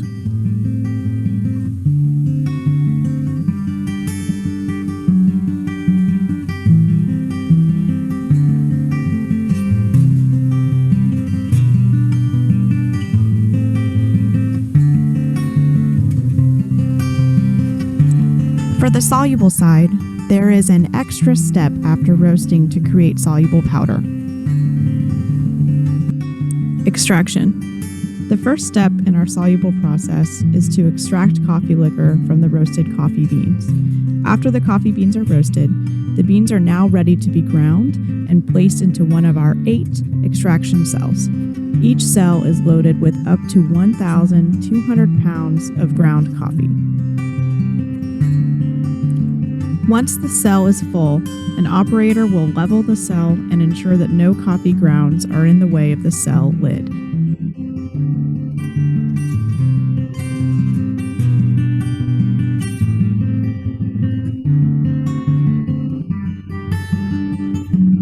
The extraction cell is then closed, and the coffee grounds are now brewed under pressure for approximately 15 minutes. Once this process is complete, the product that is made is called thin liquor. This thin liquor is then moved into storage tanks for our next process.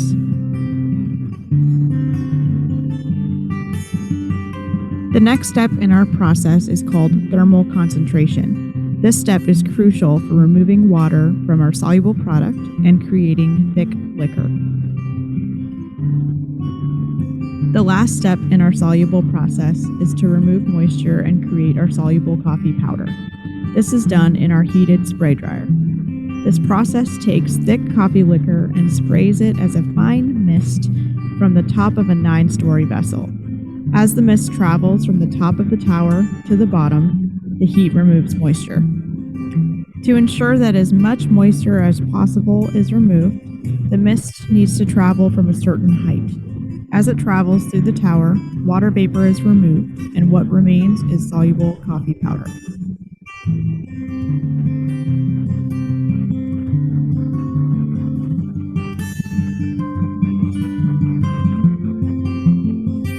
Our spray dryer is usually the first thing people see when they come to our facility. It is the tallest and largest part of our process here in Augusta. Our CIP room, or Clean in Place area, is where we clean parts for our packaging machines and store chemicals for our soluble vessels. Packaging. The soluble powders are then quality tested for moisture, particle size, and powder density before being sent to packaging. After the spray drying process, the soluble coffee is then stored in our finished goods silos. Each silo can hold up to 50,000 pounds of soluble coffee.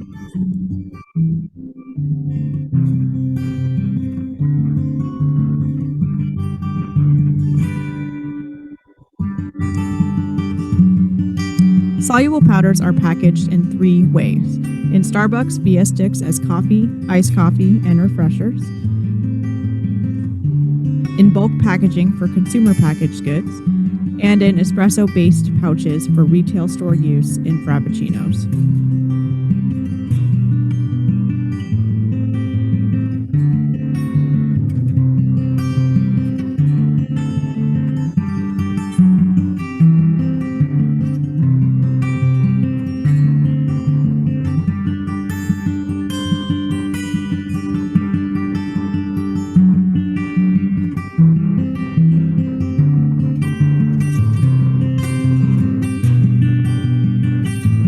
In all 3 lines, the packages go through an X-ray and a weight verification belt to ensure the highest quality product in the correct quantity reaches our customers.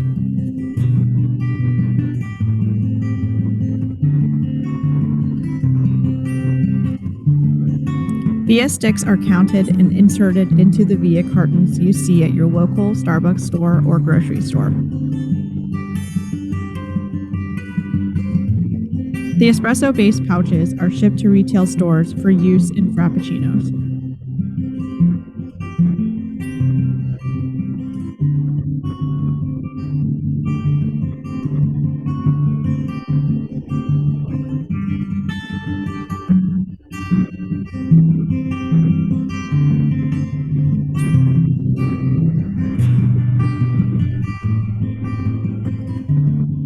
The bulk line packages soluble powder that is shipped to our partners to be packaged for Starbucks ready-to-drink wine like frappuccinos sold in glass bottles and other consumer packaged goods. Logistics. Transportation and logistics here at Georgia Roasting Plant is responsible for planning, shipping and receiving, inventory management, robotics, and replenishments of the pack lines. Our logistics department here at Georgia Roasting Plant manages the flow of material from point of origin to its proper final destination.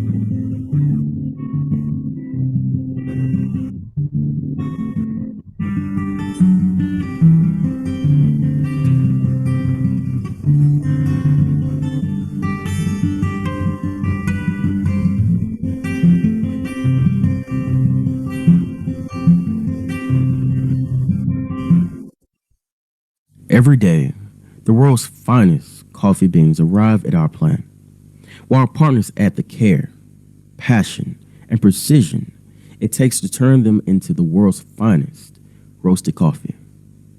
Welcome to Starbucks.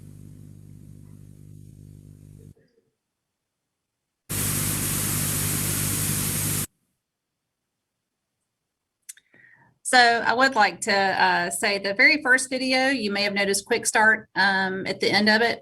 So Quick Start is it's funded through, oh, I guess I'm on automatic feed. but I'll talk a little bit about the video, but also more than, I know that you're here for a plant tour and a virtual plant tour, and we tried to squeeze everything we could in to a video, but there's so much more that we're proud of here at the plant. We do a lot of community service. That's something that's very, it's a part of Starbucks' mission. It's very valuable to Starbucks. And even, a lot of these were taken pre-COVID, but even post-COVID, we still have found a way to be involved with our community, specifically here in the Augusta area. Whether it was the previous one was making blankets for children in the local children's hospital, here canned food drives. Every April, we shut the plant down for an annual outage, and every partner goes out and does community service. So we call all of our employees partners because we're all shareholders, and we all go out. The entire plant goes out and does community service, and we'll be at 10 to 15 different facilities. Some partners show up with their tractors because there's a lot of landscaping that needs to be done. It could be cleaning, it could be organizing. Also, as you can see from the stats here, we're a very diverse plant. It's something that we're very proud of, both with female minorities. We do put a focus on veterans. It's something we celebrate. So we recently had a celebration from different, our partners actually put this together. So this is something that not the managers or administrative, our partners brought items and decorated these tables for things that represented them and their culture. So the culture here at our plant is something, again, that we're very proud of, and really just what we do for the community. So the videos, going back to the videos for the plant tour, the first one was put together by Georgia Quick Start, and we partnered with them, one when we were building the plant here in Augusta, Georgia, but also whenever we expanded our plant recently. The second video, when COVID hit, we used to offer plant tours for various summits like this or conferences, or some people would have meetings here. And all that kind of course, got put on hold. And so we wanted a way to still be able to share our plant. So that one of our partners, actually, one of our hourly partners, put together that video just because it's something that he has a passion for. We tried to make it as close as to what you would normally see during a plant tour. So that's fantastic. Thank you so much, Heather, for sharing the video with us. As a person who's drinking Starbucks coffee at least twice a day, it's interesting and to see how it's made. And thinking about the fact that, we're here in the Southeast, we're here in Atlanta, I consider it a privilege to have a local connection to the coffee. It could be produced in a variety of different places, but, as you've seen, it's made right here in Augusta. And one of the things I was curious about watching the video is, why Augusta? It mentioned that one of the videos mentioned that the Augusta plant opened in 2014 and then was subsequently expanded in 2018. And so it's relatively new in the grand scheme of things, in terms of, how long it's been in operation here in Georgia. And, you've got the 269 partners there. So that, of course, brought jobs to that area. But can you talk a little bit about why Augusta was chosen as opposed to some of the other options that the company had?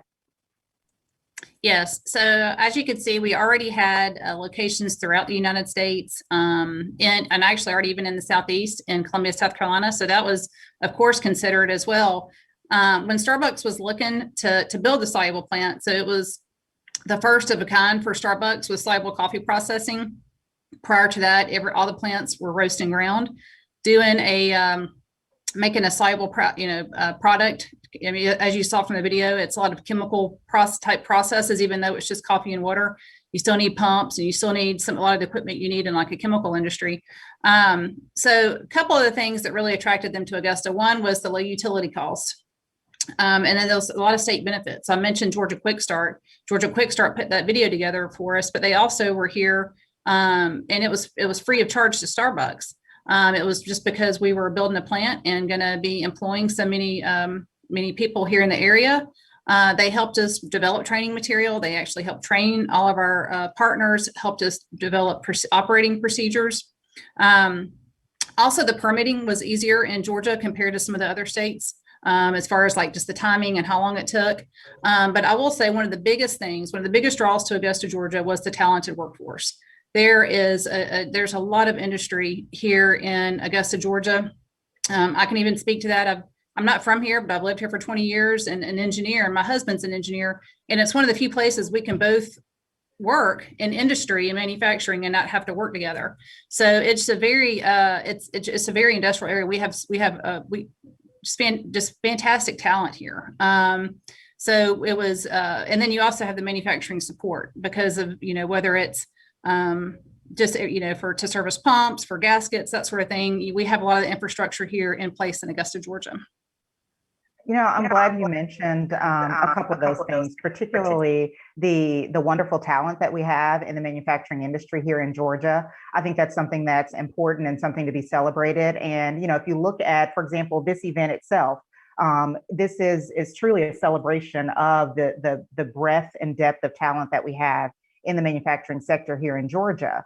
And, with the 269 partners, I don't know if anybody caught that, but Starbucks team members are partners, and the 269 partners that are employed here in Augusta at the Starbucks facility, extremely diverse, and as evidenced by Heather's leadership here, by James's leadership here, and I'd like to touch on that just a little bit. We know that our industry in general has looked a certain way for quite a while, and I'm pleased to see faces like ours, being now a part of the conversation and a part of the industry and helping to bring it forward.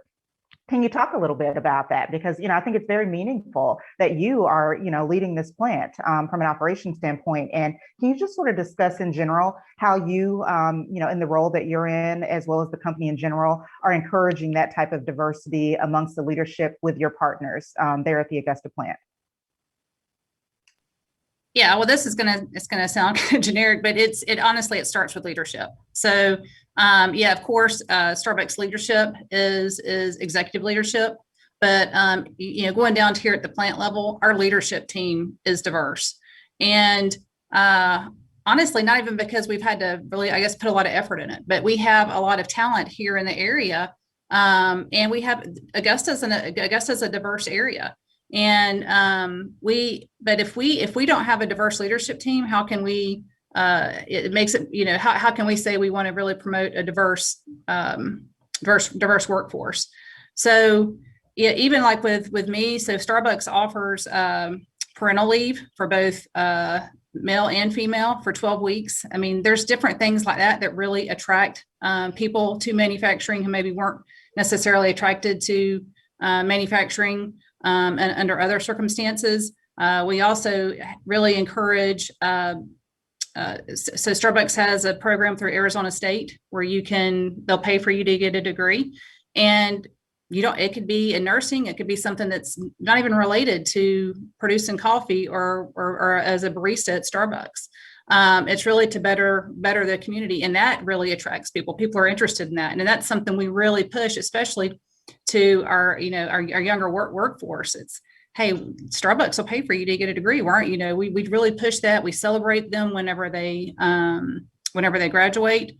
So it's like I said, it really just starts with the leadership team here, and it has to be a value in all of us, and it is a value in all of us. And it's represented just from looking at the diversity within our managers and supervisors here at the plant. I appreciate you pointing that out to us, because it is true, by adding and layering in some of the components that you mentioned, the education component, the, maternity leave component. I think that really does open up the space to create a more diverse workforce. But as we know, and we've seen and heard and been part of that conversation recently, diversity is one piece of the puzzle. We talk a lot about equity, we talk a lot about inclusion, and I'd like to, invite James to just, help us understand a little bit more, maybe articulate a little bit more, Starbucks philosophy around the concepts of equity and the concepts of inclusion and, Starbucks history in that regard, because this is something that's been around for a while. James, would you mind just sort of talking us through that and helping us understand a little bit more about that? Sure. Well, good day, everybody. Our CEO, Kevin Johnson, said that the very concept of the third place embodies inclusion, creating a place of warmth and belonging where everyone is welcome. And that inclusivity is really rooted in Starbucks' mission and values. It's been there from the beginning 50 years ago. We're now on our 50th anniversary celebration. And that inclusivity is not only our workforce, it is in our supply chain. And we have a commitment to that diversity for our suppliers. And it really is a way that it reaches beyond ourselves across our suppliers into the communities that we serve. And that's really important to Starbucks. And why is that? Because we're in 32,000 communities worldwide serving coffee. And so as we serve that coffee, our consumers are diverse, and we would expect that that diversity is incorporated into our company. So good day, everybody. I'm James Hing. I do lead Starbucks Supplier Diversity Inclusion Program. We've had that program now for 23 years. So I'm proud to say since 1998, we have had our program. While I'm white presenting, I am part of the BIPOC community. I've known that all my life, but actually Ancestry confirmed that a few years ago. We did it just to put a little nail in the coffin. So I am Chinese. My grandfather was an immigrant from China. I'm also part of the LGBTQ community. And I'm actually went to college to be an airline pilot. I am a musician, professional musician since the age 14. And I love leading this program. And that's actually why the majority of our employees are here at Starbucks. It's our mission and values and what we mean in the community. And it is about equity, but it's also about inclusion. And we strive to be a front runner and a leader in that. Now, as our former leader, Howard, would tell you, we're not always perfect, and we admit that. But we do try to make sure that we do the best that we can. And where we're failing, that we do course correct and we do even better than what people would expect. Perfect. Well, thank you so much, James. And, I appreciate you sharing all of that with us. I love the ancestry testing. I did that as well, just to sort of, confirm some things and figure out some things that weren't necessarily part of the history that I've been told. So it's wonderful that you were able to do that, and it sort of speaks to culture and how we embrace culture in a variety of different ways.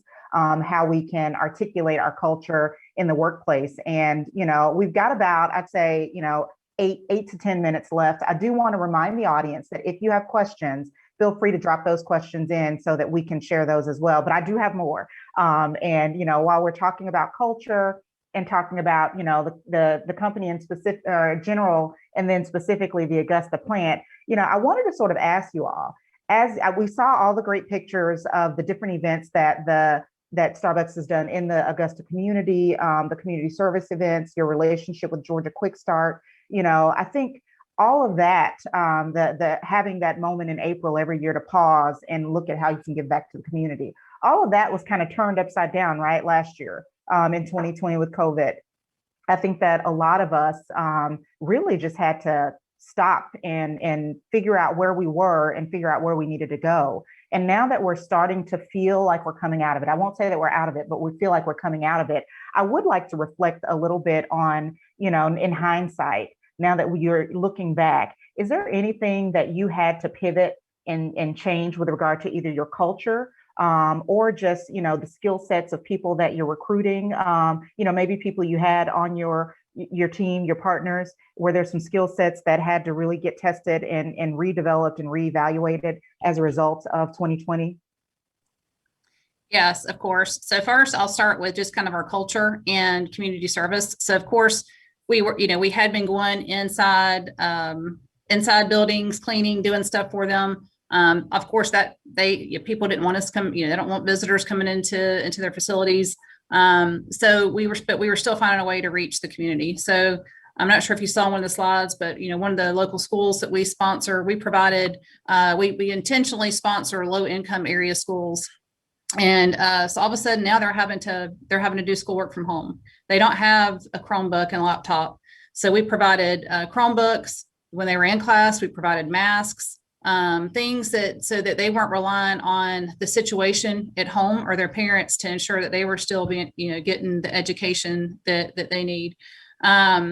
even culturally within the plant. So we really are a family here. I know a lot of places say that. And when I first hired on at Starbucks and they talked about that and being a partner, I was really surprised that 6 months later that I believed it after being here, but we really are a family. And so it was really tough to not be able to get together and for various meals and celebration like we would normally do throughout the year. So we had to find a way to engage with partners, socially distance and in smaller settings.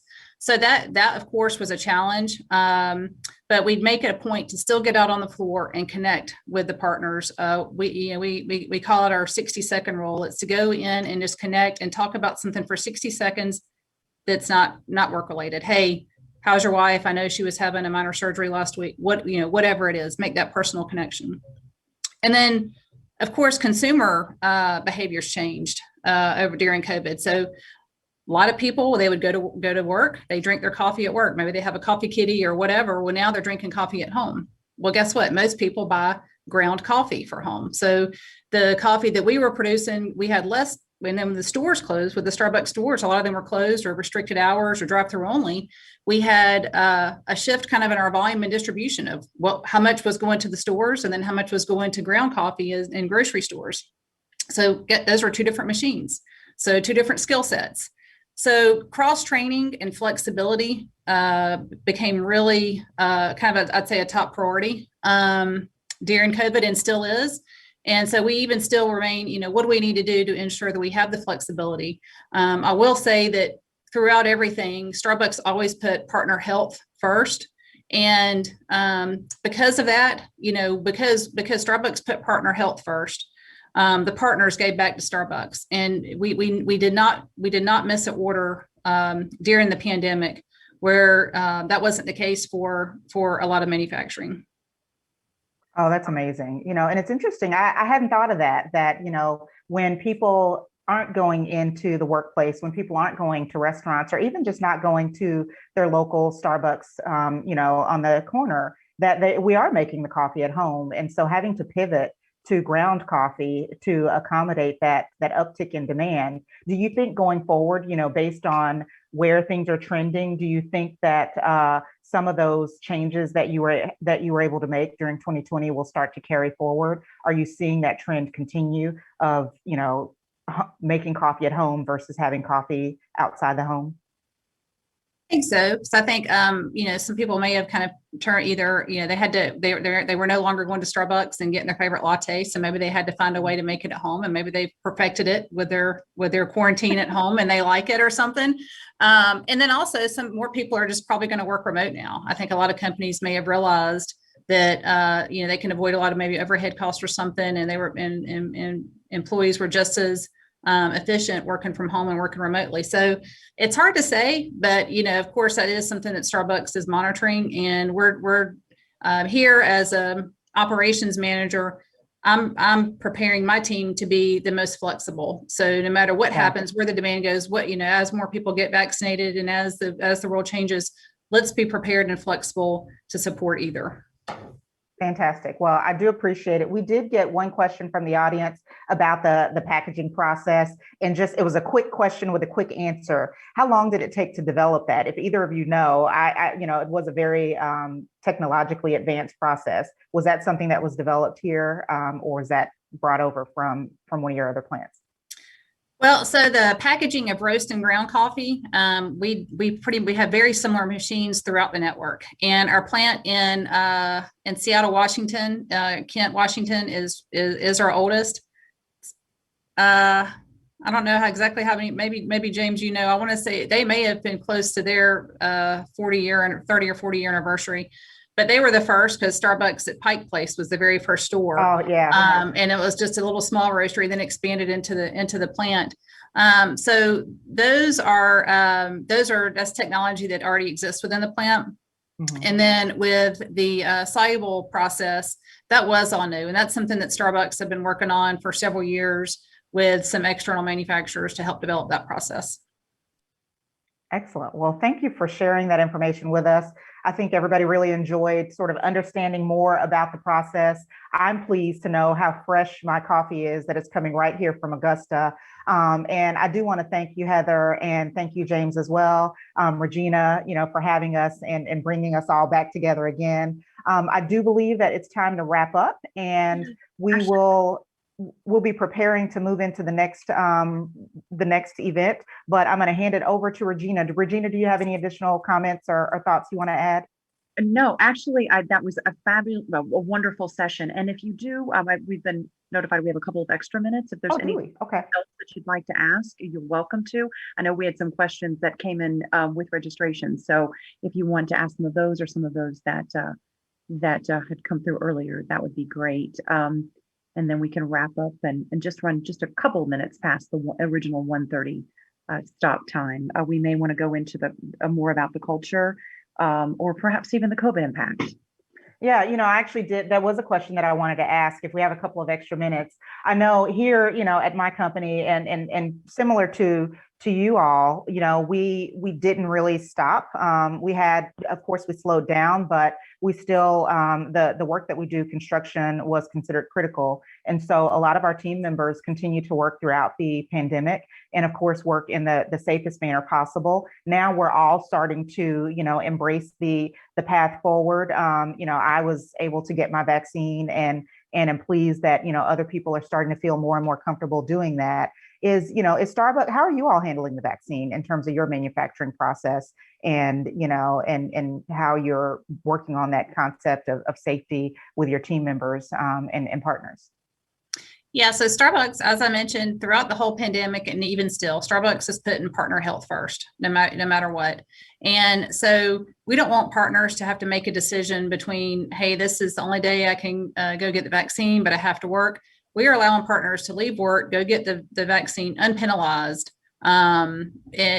Where typically if they left work on a scheduled time without having pre-approved time off or something, they would. So it's something that Starbucks is encouraging. And if you schedule a vaccine and the only time you can get in is the day that you're working, no problem. We will not be penalized. You will still get paid for your time to go get the vaccine.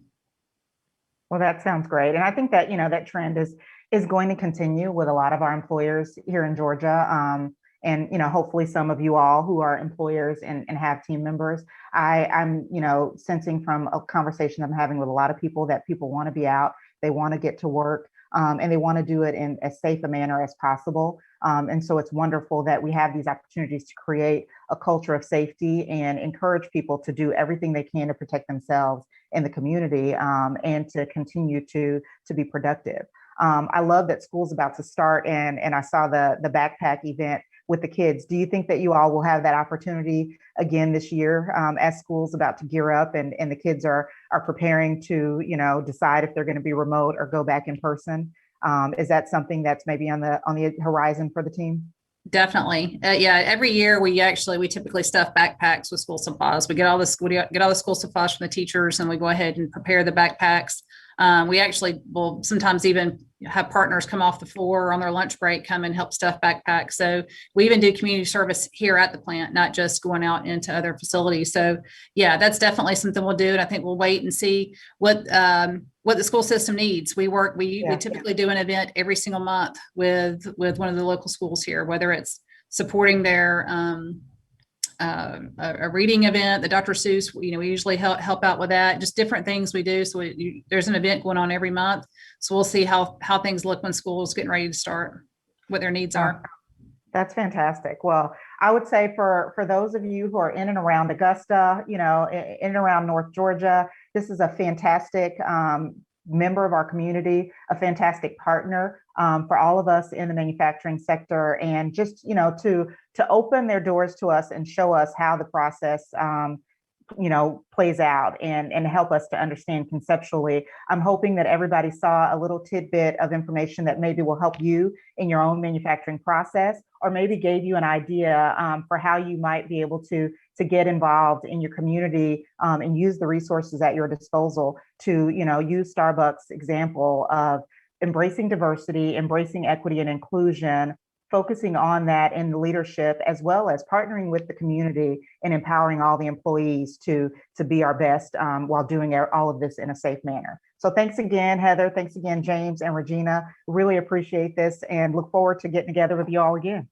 Yes, absolutely. Thank you all so much. And thank you to the folks at MBE for including us in this session. Heather, James, thanks for joining us and sharing. Absolutely. I echo Clotine's comments. You're not only wonderful coffee and beverages, but just a super great company. And we're really proud to have you all here and as leaders in the community. And thank you, Clotine, too, for leading the conversation. This has been a good one. And for those of you, the rest of the summit, I understand you have a couple of choices this afternoon. There's a poster walk a competition that you can transition to next. And then, of course, there's the next plenary session. So thank you again for joining us for this tour to the facility. And we hope you all have a great rest of your day. Thanks so much. And thank you so much, Regina, and to the Starbucks team. We introduced the manufacturing tour in 2018 as a new feature of the summit, and it's become popular every year. Our first year, we did the Georgia Tech tour with the Georgia Tech Manufacturing Institute. Our second year, we did the Kia plant in Columbus, and now we can add Starbucks from Augusta to our list. So again, we really appreciate the Starbucks team for bringing us that information. We're going to break for about 20 minutes. And before we do, though, however, I want to give you some very, very valuable information. First of all, I just want to thank all of you out there for hanging in there with us and staying with us and learning and hearing about all the things that are happening in manufacturing and with some of our MBEs. We really, really appreciate you spending the time with us. We will break until 2 o'clock. We want to make sure that you go to the lounge where you can enjoy the technology showcase via the television that you will see in the lounge. You just click on that and you can scroll through and pick the videos that you want to see. Carbice Corporation, it spoke at the fireside chat. They have a video there as well, so enjoy that. Go to the poster walk and vote, vote, vote. We have some exciting posters, some of MBEs who are showing you how they overcame disruption. Double click on the posters. At the right-hand corner, you will see a heart. It will be a gray heart. Once you vote, it will turn red, and you can only vote one time. Then we have the presentations. Many people have been asking about presentations. We are going to be making those available next week. So stay tuned and check your email because you will get information about that. Finally, there are two things. We'll at 2 o'clock, we are having training sessions. We're having 2 training sessions, one on the industrial Internet of Things. We have 3 MBEs. 2 of them are MBE manufacturers. Our center supported 2 projects to actually put in IoT into manufacturing plants. And so they will be talking about how they actually implemented IoT in their manufacturing operation. And then it was so timely for our fireside chat because we have cybersecurity in manufacturing, another MBE, Cytelis, that will be training you and talking about all of the different things that you should be aware of as manufacturers when it comes to cybersecurity. We will be repeating those sessions. So both of them will be at 2 to 2:45, and then we will repeat them again 2:50 to 3:30. That way you get to enjoy both of them and learn some things.